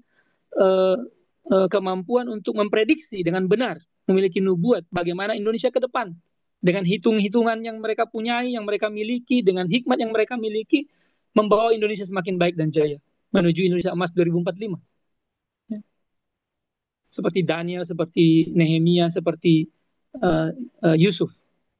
Cultural engagement without assimilation, dia diberikan nama baru, diberikan budaya baru, bahasa baru, tapi dia tidak asimilasi, dia tidak menjadi sama dengan mereka, tetapi dia tetap bisa mengatakan, saya berikan hanya sayur-sayuran, saya tidak mau makan makanan yang dipersembahkan kepada raja, karena itu akan mengkhianati iman saya kepada Yahweh, kepada Allah. Dan ternyata Tuhan memberkati dia, dan Aspenas sebagai penjaga istana, penjaga mereka itu makin senang dengan Daniel, makin sayang kepada Daniel, ya, dihormati oleh Allah dan disayangi oleh manusia. Prayerful dependence on God, dia orang yang sangat pejuang doa, ya, prayerful dependence on God, dan juga dia orang yang humble and God-centered leadership. Ya, dia seorang pemimpin yang rendah hati dan mempertuhankan Kristus, menjadikan Allah sebagai pusat dari kehidupannya. Dari 7 kualitas ini, saya pakai bukunya G. Oswald Sanders, dan saya menemukan sebenarnya 3 utamanya. Ya, 3 utamanya. Itu adalah disiplin, visi, dan hikmat. Ya, dari buku G. Oswald Sanders, dalam konteks 3 kualitas utama bagi seorang pemimpin sejati, karena tadi di sini dikatakan God-centered leadership, jadi saya kaitkan dengan kepemimpinan Daniel, maka dia seorang yang disiplin, karena dia seorang murid. Ya, seorang murid dan seorang yang disiplin. Seorang murid, seorang yang disiplin, seorang pemimpin yang dipenuhi Roh Kudus, tidak akan mundur ketika menghadapi orang atau keadaan yang sulit. Hostile environment. Ungodly monarch, ungodly power. Disiplin untuk rela menerima dari orang lain sebagaimana kita memberi kepada orang lain. Juga ada kerendahan hati di sini. Jadi kita tidak hanya menerima, rela untuk menerima dari orang lain, kita tidak hanya rela memberi kepada orang lain, tapi juga kita rela menerima dari orang lain. Jadi di situ ada relasi senior junior, mentor dengan mentee. Ketika mentor memberi, juga mentor menerima dari mentee, ya, dari orang yang dibimbing. Ya, karena kadang-kadang pengalaman itu berbeda-beda. Jadi itu satu disiplin kerendahan hati juga. Jadi kita belajar menjadi seorang yang humble, yang mau memberi dan juga mau menerima, begitu, take and give, ya kan? Lalu visi, ya, visi. Iman adalah visi atau penglihatan. Daniel memiliki visi. Visi mencakup kemampuan serta wawasan melihat ke depan. Tetapi visi juga memberi keberanian, kemauan untuk mengambil langkah iman yang baru ketika di depan tampak ada jurang dalam yang menganga. Ya, ada lembah kekelaman, ada jurang yang menganga, tetapi ada keberanian mengambil langkah iman. Ya, karena apa? Karena yakin Tuhan menyertai, ada keberanian. God is with us. Ya, saya merinding. Ya, hikmat. Doa Paulus, ya, meminta hikmat. Kolose 1:9. Hikmat adalah penerapan yang tepat dari pengetahuan dalam persoalan moral dan rohani ketika diperhadapkan pada situasi yang membingungkan serta berbagai kerumitan dalam kehidupan manusia. Kita minta hikmat sama Tuhan. Tuhan adalah sumber hikmat. Tuhan yang memberikan Daniel hikmat sehingga dia bisa memiliki kemampuan hikmat untuk mengartikan mimpi dan visi. Demikian juga kita. Orang Kolose didoakan Paulus supaya mereka memiliki hikmat untuk bisa membedakan mana ajaran yang benar, mana ajaran yang tidak benar. Sehingga dengan hikmat itu kita bisa mengambil keputusan-keputusan yang tepat dalam hidup. Keputusan-keputusan yang signifikan, keputusan-keputusan yang membawa turning point dalam kehidupan kita. Dengan hikmat. Maka butuh doa yang sungguh-sungguh. Doa datang dari hikmat. Hikmat datang dari doa yang sungguh-sungguh dalam relasi kita dengan Tuhan. Melihat konteks di mana Tuhan ingin memanggil dan menempatkan kita. Jadi ada disiplin, visi, dan hikmat. Turunannya ada kerendahan hati, keberanian, dan keputusan. Nah, bagian terakhir, bagaimana mengejar memiliki kualitas-kualitas itu? Saya ambil dari Alkitab The Message Bible, Eugene Peterson, dari 2 Timotius 2 ayat 3-6. Ini ayat yang diberikan oleh pemimpin kelompok kecil kepada anak kelompok kecil. Yang mudah-mudahan dalam 10 menit ke depan saya sudah bisa selesai supaya kita bisa diskusi. When the going gets rough, take it on the chin with the rest of us, the way Jesus did. Jadi terjemahan Eugene Peterson ini terjemahan yang cukup unik, teman-teman, karena dia memparaphrase dengan kemampuannya sendiri Alkitab Perjanjian Lama, Perjanjian Baru. Nah, saya ambil ayat 3-6 dalam konteks bagaimana Paulus mendeliver kepada Timotius, pass it on, Injil itu sebelum Paulus meninggal supaya Timotius menjadi gembala di Efesus. Maka Paulus mengatakan ketika the going gets rough, ketika makin berat, makin kasar, take it on the chin with the rest of us, the way Jesus did. Tenang, berusaha untuk tenang, untuk fokus, untuk concentrate, kan? A soldier on duty doesn't get caught up in making deals at the marketplace. Sebenarnya kalau kalimatnya di bahasa Indonesia, seorang prajurit yang sedang berjuang tidak memusingkan dirinya dengan soal-soal penghidupannya. Tetapi di sini jadi clear karena ada kata-kata marketplace di sini, kan? A soldier on the duty doesn't get caught up in making deals at the marketplace. Jadi ketika kita ada di marketplace, ketika kita ada di tempat kerja, kita fokus, seperti seorang prajurit. Nah, ini nanti kita lihat di bawah. He concentrates on carrying out orders. Dia konsentrasi membawa orders, perintah dari atasannya, dari komandannya. An athlete who refuses to play by the rulers will never get anywhere. Dalam konteks apa? Dalam konteks bertanding dengan pertandingan di dalam aturan pertandingan yang benar. Seorang atlet, seorang olahragawan, seorang pelari misalnya. Is the diligent farmer who gets the produce. Seorang petani yang bekerja keras, yang rajin, yang mendapatkan hasilnya. Nah, sehingga kita bisa menyimpulkan, rekan-rekan, bagaimana kita bisa mengejar memiliki kualitas-kualitas Daniel seperti Daniel tadi. Mesti ada 3 excellent attitudes. Walaupun ini attitude sifatnya seperti konsep, tetapi ini sebenarnya penerapan yang sungguh-sungguh jelas di dalam kehidupan kita. Karena kalau kita fokus pada tujuan, seperti seorang prajurit, full concentration, maka kita hanya akan mengerjakan apa yang menjadi kehendak Tuhan. Bukan kehendak kita, bukan kehendak orang lain. Jadi fokus kepada apa yang menjadi tujuan. Jadi, dan kita bertanya kepada Tuhan, apa yang Engkau kehendaki untuk aku kerjakan? Lalu kita buat rencana. Fokus kepada tujuan, kepada apa yang sudah diperintahkan kepada kita. Seorang prajurit itu mengerjakan apa yang menjadi perintah dari komandannya. Dia fokus. Dia tidak memusingkan dirinya dengan soal-soal penghidupannya.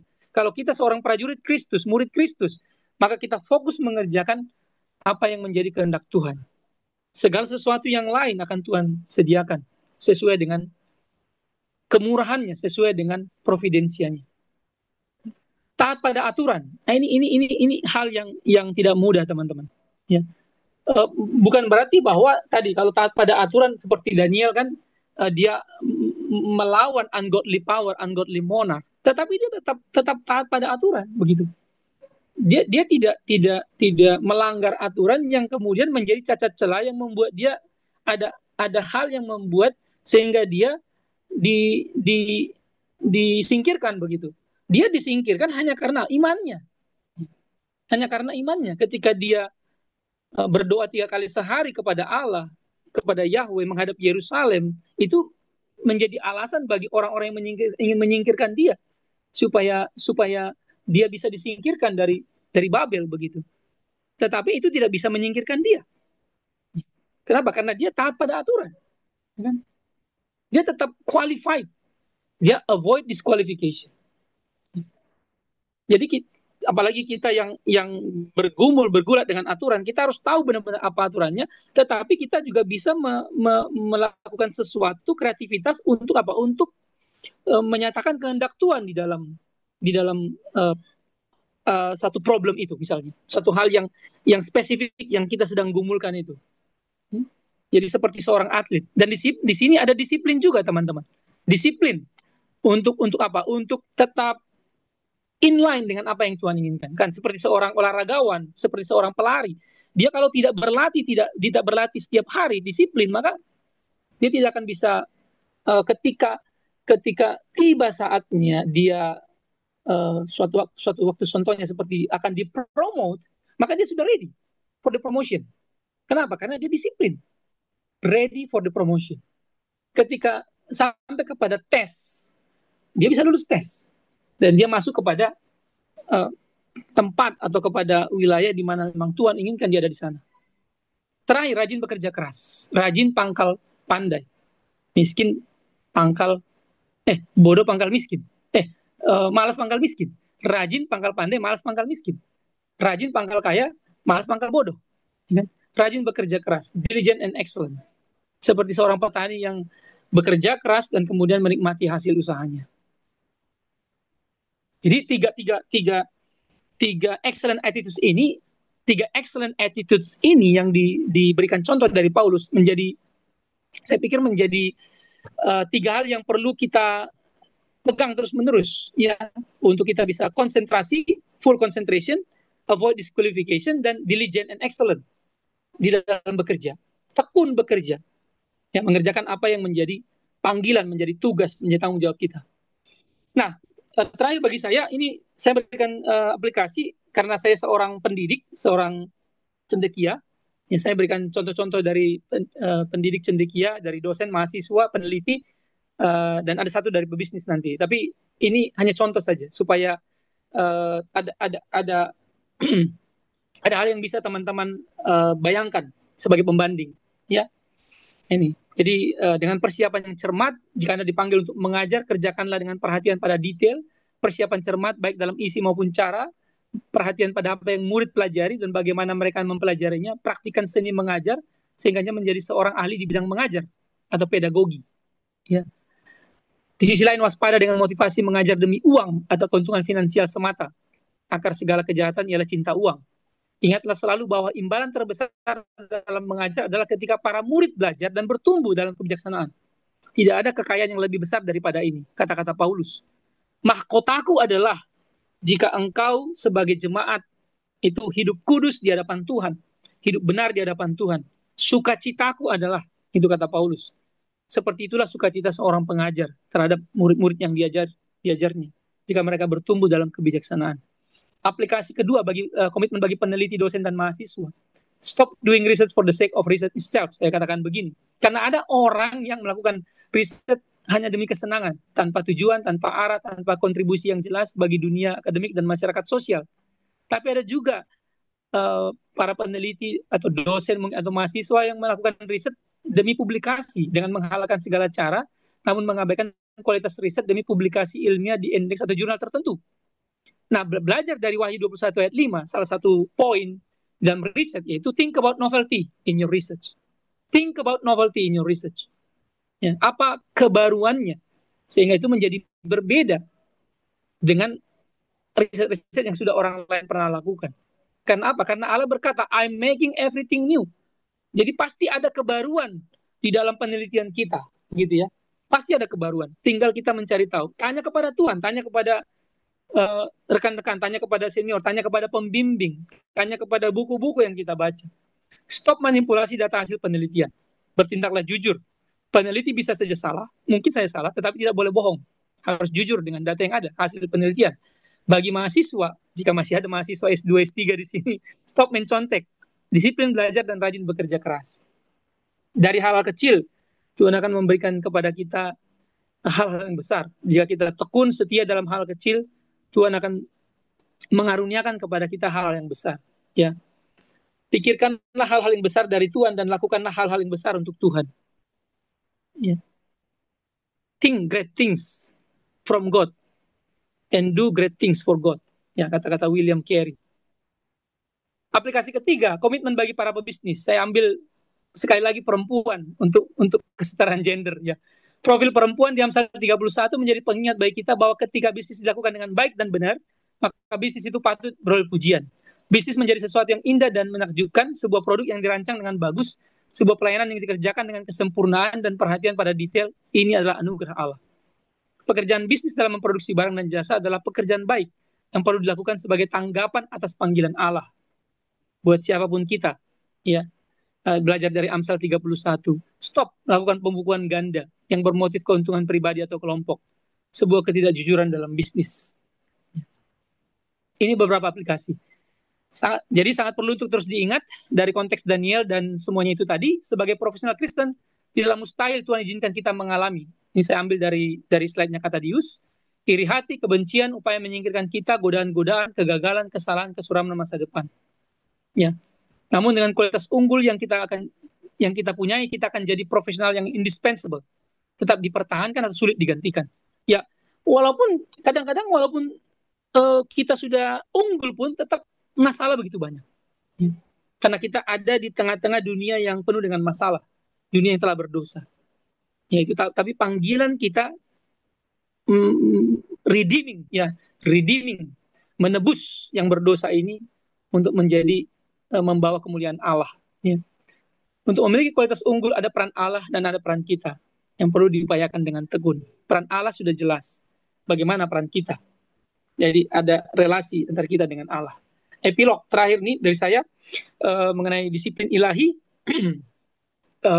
Satu-satunya cara untuk memahami kekecewaan dan frustrasi dalam hidup yang bisa disebabkan karena kerja keras, loyalitas maupun semangat pengabdian yang tinggi, kesepian, penderitaan, rasa sakit adalah dengan melihat semuanya sebagai bagian dari kedisiplinan Bapa yang penuh kasih dalam tekadnya untuk menjadikan kita seperti Kristus, being tadi. Ya. Jadi mari kita lihat apapun itu kesulitan, frustrasi, kekecewaan, rasa sakit, semuanya kesepian, penderitaan, itu bagian dari Allah mendisiplin kita.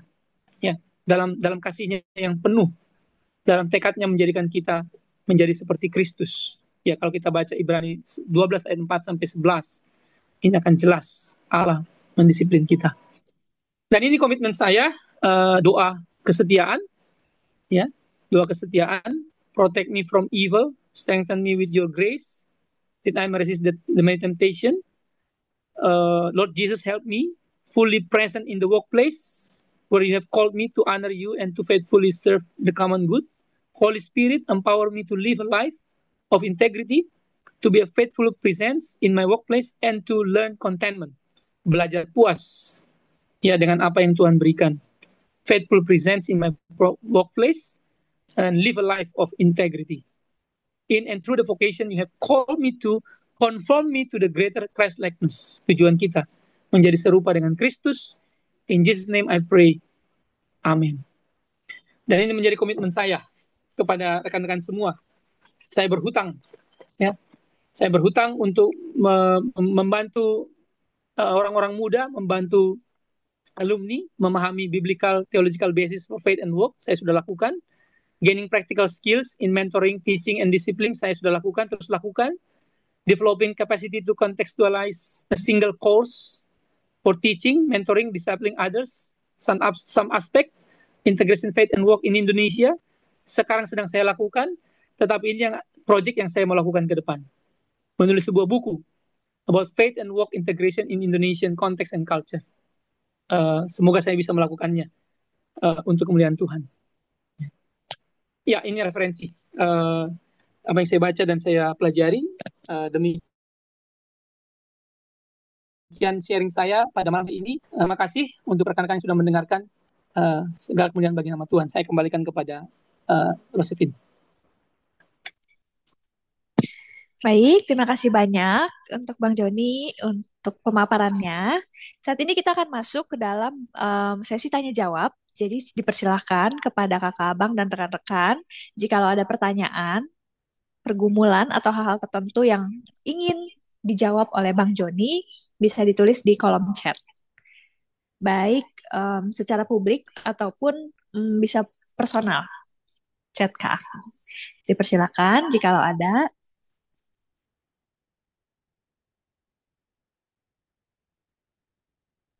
Oke, apakah ada? Dari kolom chat yang publik, aku baca dulu ya. Yang em, menurut Abang, karakter atau skill apa yang perlu dikembangkan oleh para alumni di tengah em, ke depan yang semakin automation? Mungkin berdasarkan pengalaman Abang juga boleh. Dipersilakan, Bang. Ya, eh, kalau kita melihat memang perkembangannya sangat cepat ya. Nah, kalau dulu perkembangan di bidang telekomunikasi itu sangat cepat, ya, eh, ya itu juga masih ya sekarang ya, 5G, 6G itu mobile wireless communication begitu. Tetapi juga di sisi lain ini yang muncul yang bahkan jauh lebih cepat dan lebih masif itu adalah AI gitu ya. Uh, ada istilahnya untuk AI, akal imitasi. Artificial intelligence, akal imitasi, uh, akal dan iman. Jadi apa namanya, kita jangan sampai kalah begitu ya, untuk memahami. Ada bahkan teman saya yang dosen di Petra mengatakan kita harus bisa menginjili AI gitu. Menginjili AI karena AI itu menarik semua pengetahuannya dari semua sumber yang ada di dunia ini, maka kita harus memberikan pengetahuan yang baik dan benar, dan kita quote and quote menginjili AI gitu, begitu, supaya AI itu juga menghasilkan jawaban-jawaban yang benar dan sesuai dengan kebenaran firman Tuhan begitu, sesuai dengan kebenaran ilmu pengetahuan dan selaras dengan firman Tuhan. Ya, bicara tentang tadi karena saya fokus kepada automation begitu ya. Yang pasti, yang pertama sih sebenarnya pola berpikir ya teman-teman. Ya, cara berpikir. Ya, logical thinking, design thinking, analytical thinking itu sangat sangat sangat penting.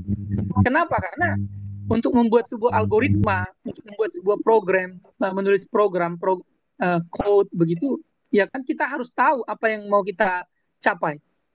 Jalannya bagaimana begitu. Seperti kita bermain maze begitu ya, labirin begitu. Kalau kita tidak punya helikopter view, kita di dalam akan bingung begitu. Kemana ya saya ya? Saya udah kayak sini, tapi kayak balik lagi ke situ, nggak pernah keluar dari labirinnya gitu, mutar-mutar di situ kayak orang Israel 40 tahun di padang gurun begitu. Jadi ketika kita punya helikopter view, kita tahu bagaimana mind mapping-nya, bagaimana path-nya, bagaimana jalannya, bagaimana apa namanya, cetak birunya misalnya. Jadi saya kira tetap harus dari dasar rekan-rekan harus belajar sungguh-sungguh yang namanya matematika, belajar komputasi dengan baik, itu belajar bagaimana logical thinking, design thinking, analytical thinking, begitu, bagaimana berpikir konstruktif, ya berpikir konstruktif, bagaimana belajar menganalisis, ya apa yang kita, jujur aja saya waktu menjadi anggota kelompok kecil di FTUI dulu, ada OIA itu kan, observasi interpretasi aplikasi, yang kita belajar di persekutuan mahasiswa, di Perkantas, di gereja juga saya belajar sekarang, itu sangat menolong begitu. Iya, dari pengamatan dulu, karena penelitian juga dasarnya pengamatan, observation begitu. Apa yang kita lihat secara kasat mata, apa yang kita ukur, apa yang kita raba, kita cium, kita rasa, kemudian apa yang kita dapatkan dari hasil pengukuran, lalu bagaimana kita mengolah data yang ada, data science begitu kan. Sebenarnya dasarnya itu adalah bagaimana kita punya pola pikir yang konstruktif begitu, yang logis, yang runtut, tapi juga yang bisa menghasilkan sesuatu yang value added begitu, yang berbicara begitu, dari data mentah, lalu kita olah, kita kemudian membuat satu penilaian-penilaian dan mengambil kebijakan-kebijakan atau keputusan-keputusan. Disitulah hikmat Tuhan berikan ketika melihat data-data seperti statistik yang tadi. Jadi saya tidak ingin mengatakan dengan mudah bahwa kita harus langsung belajar bagaimana menulis coding atau programming, tidak. Pertama-tama harus mengerti dasar-dasar matematika, kalkulus, aljabar linear, matriks, vektor begitu. Karena itu semua yang menjadi dasar. Ya, komputasi ilmiah juga itu semua yang menjadi dasar. Baru nanti kemudian integrasinya dengan yang lain, ilmu-ilmu yang terkait dengan information, informatik, ICT begitu ya, information communication technology, baru kemudian masuk kepada sistem. Jadi dari fundamentalnya, device-nya, kemudian sistem, lalu integration-nya secara keseluruhan. Karena kalau langsung bicara keseluruhan tanpa tahu dasarnya akan bingung. Dan ya tetap kita harus belajar dari historical view pertama-tama, barulah kita lihat modern view, baru kemudian futuristic view gitu.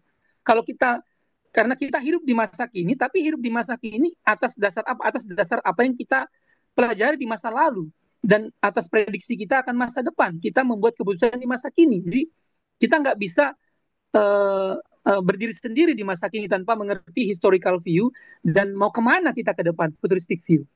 Itu makanya selalu dalam riset selalu ada yang namanya apa yang sudah dikerjakan orang lain, apa yang belum mereka kerjakan, lalu apa future direction yang akan dikerjakan, ya kan? Nah mungkin itu bisa menjawab. Kalau nggak menjawab, mungkin bisa ditanyakan hal yang lebih detail. Silakan. Oke, terima kasih banyak Bang. Oke, bagi kakak Bang yang masih ingin bertanya, dipersilahkan tulis di kolom chat. Kemudian pertanyaan selanjutnya Bang, tadi kan dikatakan bahwa salah satu pertanda mengerjakan panggilan dari Allah adalah adanya sukacita. Namun dalam Betul. pekerjaan kan terkadang ada dinamika. Kalau mayoritas justru merasanya tidak bersukacita, apakah itu pertanda bahwa itu pekerjaan yang bukan berasal dari Allah? Terima kasih untuk pertanyaannya. Sangat tricky ya, belum tentu. Tricky, belum tentu. Apakah evaluasi dulu? Apakah Anda tidak bersuka cita itu karena apa? Apakah karena Anda tidak puas dengan apa yang ada? Ini kan tadi, learn about contentment. Paulus belajar merasa puas dengan apa yang dia miliki. Walaupun dia seorang pembuat tenda, tent maker evangelism itu, dia berusaha mencukupkan dirinya dengan apa yang ada. Dia tidak mau menjadi beban bagi orang lain, bagi jemaat yang dia layani. Jadi dia clear, ketika dia melayani jemaat, dia tidak menjadi beban, dia mengerjakan dengan tangannya, tapi ketika jemaat memberikan ucapan syukur, persembahan, dia tidak menolak gitu. Dia terima. Tetapi kalau memang itu dia bergumul untuk diberikan kepada jemaat-jemaat yang lebih miskin seperti jemaat-jemaat di Yerusalem, dia juga membantu dan mengajak jemaat-jemaat kaya yang lain untuk membantu begitu. Sehingga tetap pasti stres dong Paulus melihat jemaat Yerusalem yang butuh bantuan. Tetapi ada jemaat kaya Korintus yang nggak tahu diri begitu. Nah, bagaimana caranya? Ya dia memanfaatkan, memberdayakan anak-anak bimbingannya. Timotius disuruh pergi, Silas disuruh pergi untuk mengumpulkan persembahan. Dan dia membuat satu mapping, membuat satu rencana perjalanan, di mana ketemu, di mana akan mengapain, lalu akan bagaimana persembahan diberikan. Di dalam ketidakpuasannya dengan kondisi yang ada, dia mencari solusi dan dia menjadi jawaban bagi pergumulan itu. Dan semua terpenuhi.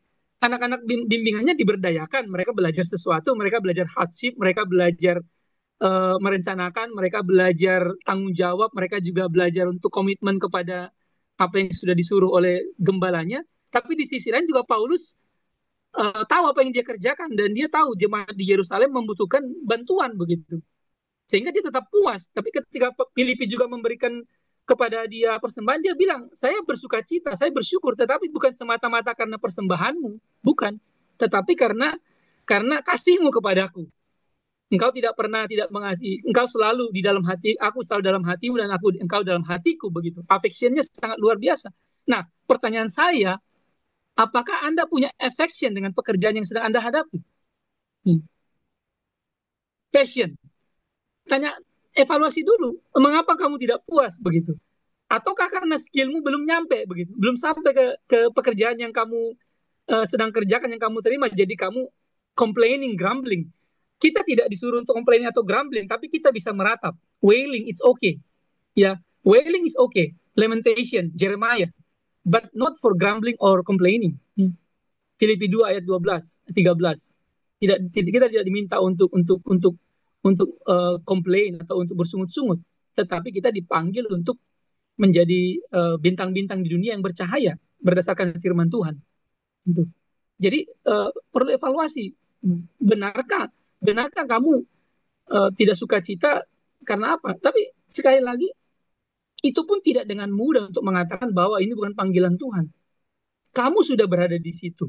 Kamu mengambil keputusan. Pikirkan dulu apa hal positif, constructive thinking. Apa hal positif? Mengapa Tuhan tempatkan saya di sini? Nah, buat listnya. Apa hal positif yang saya dapat di sini? Lalu apa hal negatif? Apa tantangan yang saya hadapi? Apa ancamannya? Lalu dibuat matriksnya, misalnya matriks SWOT analisis begitu ya. Strength, weakness, opportunity, and threat analysis. Lalu lihat, gumulkan, doakan. Dia tidak dengan mudah kemudian keluar dari sana lalu mengatakan bahwa saya tidak bersuka cita, itu berarti bukan kebutuhan yang harus saya penuhi dan itu bukan panggilan saya. Jangan-jangan setelah melakukan itu mulai muncul oasis di padang gurun begitu. Siapa tahu begitu kan, ada oasis di padang gurun dan kemudian perlahan-lahan memang kamu belum melihat satu niche, satu kebutuhan yang Tuhan inginkan kamu kerjakan dan ternyata Tuhan mau kamu di situ untuk berbuah di sana. Itu jawaban saya. Silakan kalau belum puas mungkin siapa tahu ingin menanyakan lebih lanjut. Silakan. Oke, semoga menjawab ya bagi kakak abang yang bertanya. Apakah ada lagi yang Mungkin kakak siapa abang yang tahu mau ada bertanya? bertanya langsung begitu. Buka Boleh. mic ya supaya interaksinya lebih enak begitu. Silakan teman-teman Iya, kalau betul. ada. Silakan jika ada kakak abang yang mau bertanya secara langsung, open mic sangat diperbolehkan. Atau memberikan komentar begitu, memberikan komentar, pendapat tidak setuju atau menurut saya begini. Silakan teman-teman. Oke, silakan kakak abang, apakah ada?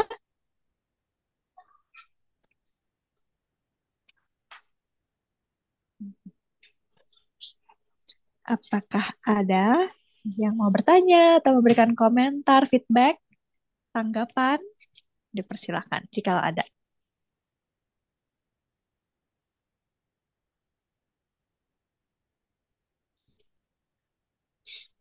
Oke, kelihatannya sudah setuju semua ya, Bang. Oke. Ya, Oke. mungkin sangat mendasar begitu ya. Ya? Ada yang Bang Eli. silakan Bang. Bang Eli. Aku mau tanya nih, sorry lagi.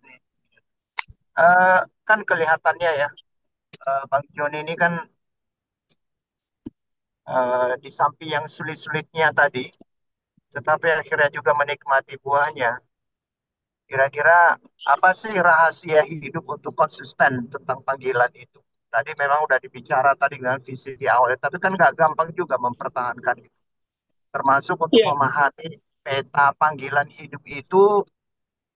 Kalau tadi dari staf Perkantas masuk ke studi lanjut, masuk ke mana dengan segala macam pola. Nah ini apa yang membuat Bang Joni itu bisa ada sebagaimana ada sekarang? Pertanyaan yang bagus sekali dan sulit dijawab. Terima kasih Bang Eli. Tetapi kalau boleh jujur saya mengatakan nggak bisa nggak menjawabnya adalah karena ada relasi yang dekat dengan Tuhan. Ya. Maksudnya saya ingat sekali saya pertama kali kelas 2 SMA mulai belajar bersaat teduh. Waktu saya masih SMA. Ada rekan saya di sini, Star Air Cahaya Sugian, ada adik kelas Bernata Siagian yang mungkin menjadi saksi hidup begitu ya. Ya, sejak kelas 2 SMA saya menjalankan praktek itu untuk mengambil waktu untuk membaca firman Tuhan, merenungkan firman Tuhan, mendengarkan suara Tuhan setiap pagi. Kadang jatuh bangun, tapi selalu saya lakukan dengan renungan ODB itu. Itu yang tetap saya kerjakan, pakai renungan ODB, Our Daily Bread itu sampai sekarang begitu. Jadi ketika pun menyeleweng, pernah gagal, pernah jatuh bangun, tetap untuk ada satu kalimat di Mazmur pasal yang 139 kalau saya tidak salah itu, aku tetap dekat aku tetap dekat denganmu, seperti hewan aku dekat denganmu begitu, seperti orang bodoh begitu aku tetap dekat denganmu. Saya kira itu Bang. Makanya Kak Wanli minggu lalu membuat relasi dengan Allah itu menjadi fondasi yang paling bawah. Saya pikir itu benar sekali. Ketika ketika dekat dengan Tuhan dan terus bergumul di hadapan Tuhan, apa sih yang Tuhan inginkan saya kerjakan dalam konteks panggilan ini sesuai dengan karunia, passion, talenta atau experience yang Tuhan berikan dan kebutuhan yang saya lihat, itu saya memang belajar konsisten itu. Dan saya bersyukur ya, karena waktu di perkantas pun membimbing, mengajar, eh, apa namanya, menggembalakan itu selalu muncul begitu.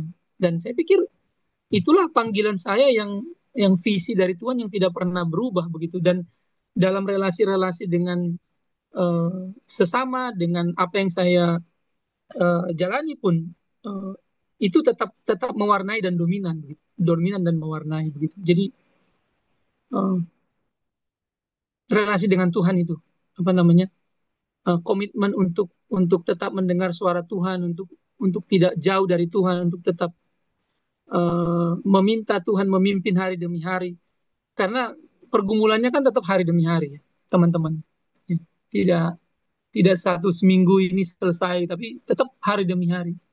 Ya, ya di dalam kebosanan, di dalam kita merasa seperti kering mungkin ya tetap harus harus eh, melakukan itu. Ya, tidak semata-mata hanya melakukan sebagai mekanis, tetapi benar-benar berusaha untuk terus mencari eh, bagaimana Tuhan menyatakan diri dan karya apa yang harus dikerjakan di dalam konteks pekerjaan maupun juga pengabdian yang sedang dilakukan. Gitu. Jadi saya bisa jawab secara simpel ya, yaitu relasi dengan Tuhan. Oke, terima kasih banyak Bang. Mungkin terakhir aku baca aja ya tanggapan dari kakak alumni Kanesha. Gak perlu komentar apa-apa lagi Bang John, udah sangat terkagum, terkejut, dan terheran-heran atas sharing hidupnya. Semoga kami bisa meneladani Bang Jody juga. Oke, yang terakhir Bang, mungkin Thank you, boleh Nesa. closing statement sekaligus memimpin kita doa tutup. Terima kasih banyak ya Bang. Oke, eh, iya, eh, saya eh, mungkin mau mengatakan saya bersyukur menjadi bagian dari perkantas, ya, dan ada masa mungkin saya eh, yang tadi saya katakan merasa seperti exile itu ketika tercerabut dari akar begitu. Ketika saya studi lanjut keluar dari eh, apa pekerjaan profesi pelayanan sebagai staf perkantas, kemudian saya studi lanjut itu saya merasa seperti terbuang gitu ya. Ya benar-benar seperti exile begitu. Dan dalam 2 tahun pertama itu 1,5 tahun, 1 tahun setengah tahun pertama itu seperti tidak punya arah begitu apa yang mau dilakukan itu. Tapi saya bersyukur tadi bahwa uh, ada satu titik kembali di mana Tuhan menyadarkan betapa pentingnya pemuritan. Ya, pemuritan itu penting sekali. Ya, dan itu kami kerjakan sampai sekarang begitu. Dan saya pikir untuk kita bisa tetap setia dan kita tetap menjadi berkat itu kita tidak bisa keluar dari komunitas. Gitu. Dan saya punya harapan yang sangat besar dalam perkantas ya, supaya uh, makin berkembang, makin makin makin dalam, tetap setia dalam dalam panggilannya dan alumni yang betul-betul apa berani untuk rela membayar harga begitu. Dan sudah banyak teladan yang kita lihat. Ya dan kiranya kita seperti yang Nesya tadi katakan kita bisa meneladani mereka-mereka yang duluan, senior-senior yang lebih dahulu, orang-orang yang sudah membagi firman Tuhan kepada kita dan menjadi berkat buat kita. Ya, saya bersyukur untuk perkantas. Ya, biarlah kiranya Tuhan berkati kita semua. Baik kita yang pernah jadi pengurus perkantas maupun juga yang tidak, yang terafiliasi ataupun juga yang bahkan baru pernah tahu sekarang di dalam pelayanan alumni, tidak masalah. Bukan bukan awal yang penting, tetapi akhir. Dan di dalam itu ada proses bagaimana kita menjalani untuk tetap setia kepada Tuhan. Mari kita bersatu dalam doa. Bapa di surga, tak habis-habisnya kami mengucap syukur kepadamu atas providensia, atas penyertaan-Mu yang sungguh luar biasa. Kami bukanlah siapa-siapa, kami hanya hamba Tuhan yang lemah, yang seringkali bahkan gagal, seringkali bahkan tidak mengerti apa yang Tuhan kehendaki. Bahkan yang mungkin kami masih tergoda dengan keduniawian ini, Tuhan. Dengan apa yang kami lihat, dengan apa yang kami pegang, dengan apa yang kami rasa, dengan apa yang kami dengar, dengan apa yang kami prediksi. Atau bahkan kami takut menghadapi dunia ini yang begitu kejam, yang begitu berat, tantangan yang luar biasa. Atau hal-hal yang sehari-hari yang kami hadapi kadang terasa mekanis, kadang terasa kering, kadang terasa seperti tidak bisa melihat apa-apa karena ada tembok yang menutupi. Kami tahu Tuhan bahwa menjadi seorang murid Kristus tidak mudah, menjadi seorang Kristen tidak mudah. Panggilan yang sudah Tuhan berikan untuk melayani Engkau, karena Engkau sudah memberikan teladan bagi kami dengan mati di kayu salib. Namun Engkau memberikan kemenangan atas dosa dan maut, dan kami punya teladan itu, dan bahkan kami punya roh itu yang luar biasa. Sebagaimana Engkau memberikan roh yang luar biasa bagi Daniel, bagi Yusuf, bagi Nehemia, bagi para tokoh perjanjian lama, perjanjian baru, murid-muridmu Paulus, Timotius, Silas, berbagai nama yang bisa kami sebutkan. Bahkan orang-orang yang tidak punya nama di kitab Ibrani, para pejuang iman. Kami bersyukur bahwa kami adalah generasi yang Tuhan tempatkan pada zaman ini untuk mewarnai, untuk memberkati, untuk memberikan cahaya menjadi terang. Kami bersyukur ya Tuhan. Kalau setiap kami yang berada di arena kami masing-masing, di pertempuran kami masing-masing, kami boleh tetap setia ya Tuhan. In our battlefield, because of you, karena Engkau sudah memanggil kami, Engkau sudah menyatakan diri kepada kami, identitas kami jelas sebagai orang Kristen, Tuhan, kami tidak bisa menutupinya, dan Engkau memanggil kami sebagai garam dan terang dunia. Tolong kami Tuhan, untuk tetap setia pada panggilan kami, dan di dalam konteks itu sebagai komunitas, sebagai alumni yang berjejaring, tolong kami untuk terhubung satu sama lain, untuk kami tidak menghadapi sendiri. Kami tahu pergumulan kami tidak mudah, tapi kami punya rekan-rekan yang bergumul yang sama. Sebagaimana Kristus telah bergumul bersama dengan Allah Bapa dan Allah Roh Kudus, kami juga bergumul bersama-sama sebagai umat Tuhan, sebagai anak-anak Tuhan, sebagai satu tubuh Kristus. Terima kasih untuk Perkantas. Terima kasih untuk GCLC ini. Kami berdoa terus, biarlah pelayanan Perkantas boleh Engkau berkati. Kalau ada kekurangan-kekurangan, Engkau yang tutupi Tuhan. Engkau hadirkan pribadi-pribadi yang sungguh-sungguh mengerjakan panggilannya dengan setia.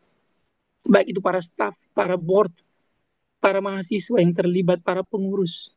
Engkau berkati Tuhan setiap alumni juga yang terlibat di dalam semua pelayanan yang ada, supaya mengerjakannya dengan setia, dengan sungguh-sungguh di hadapan Tuhan. Bagi setiap kami juga, para pemimpin, para rektor, para ketua sekolah tinggi, para dekan, para kaprodi, atau kami manajer, kami director, kami HR manager, dan sebagainya.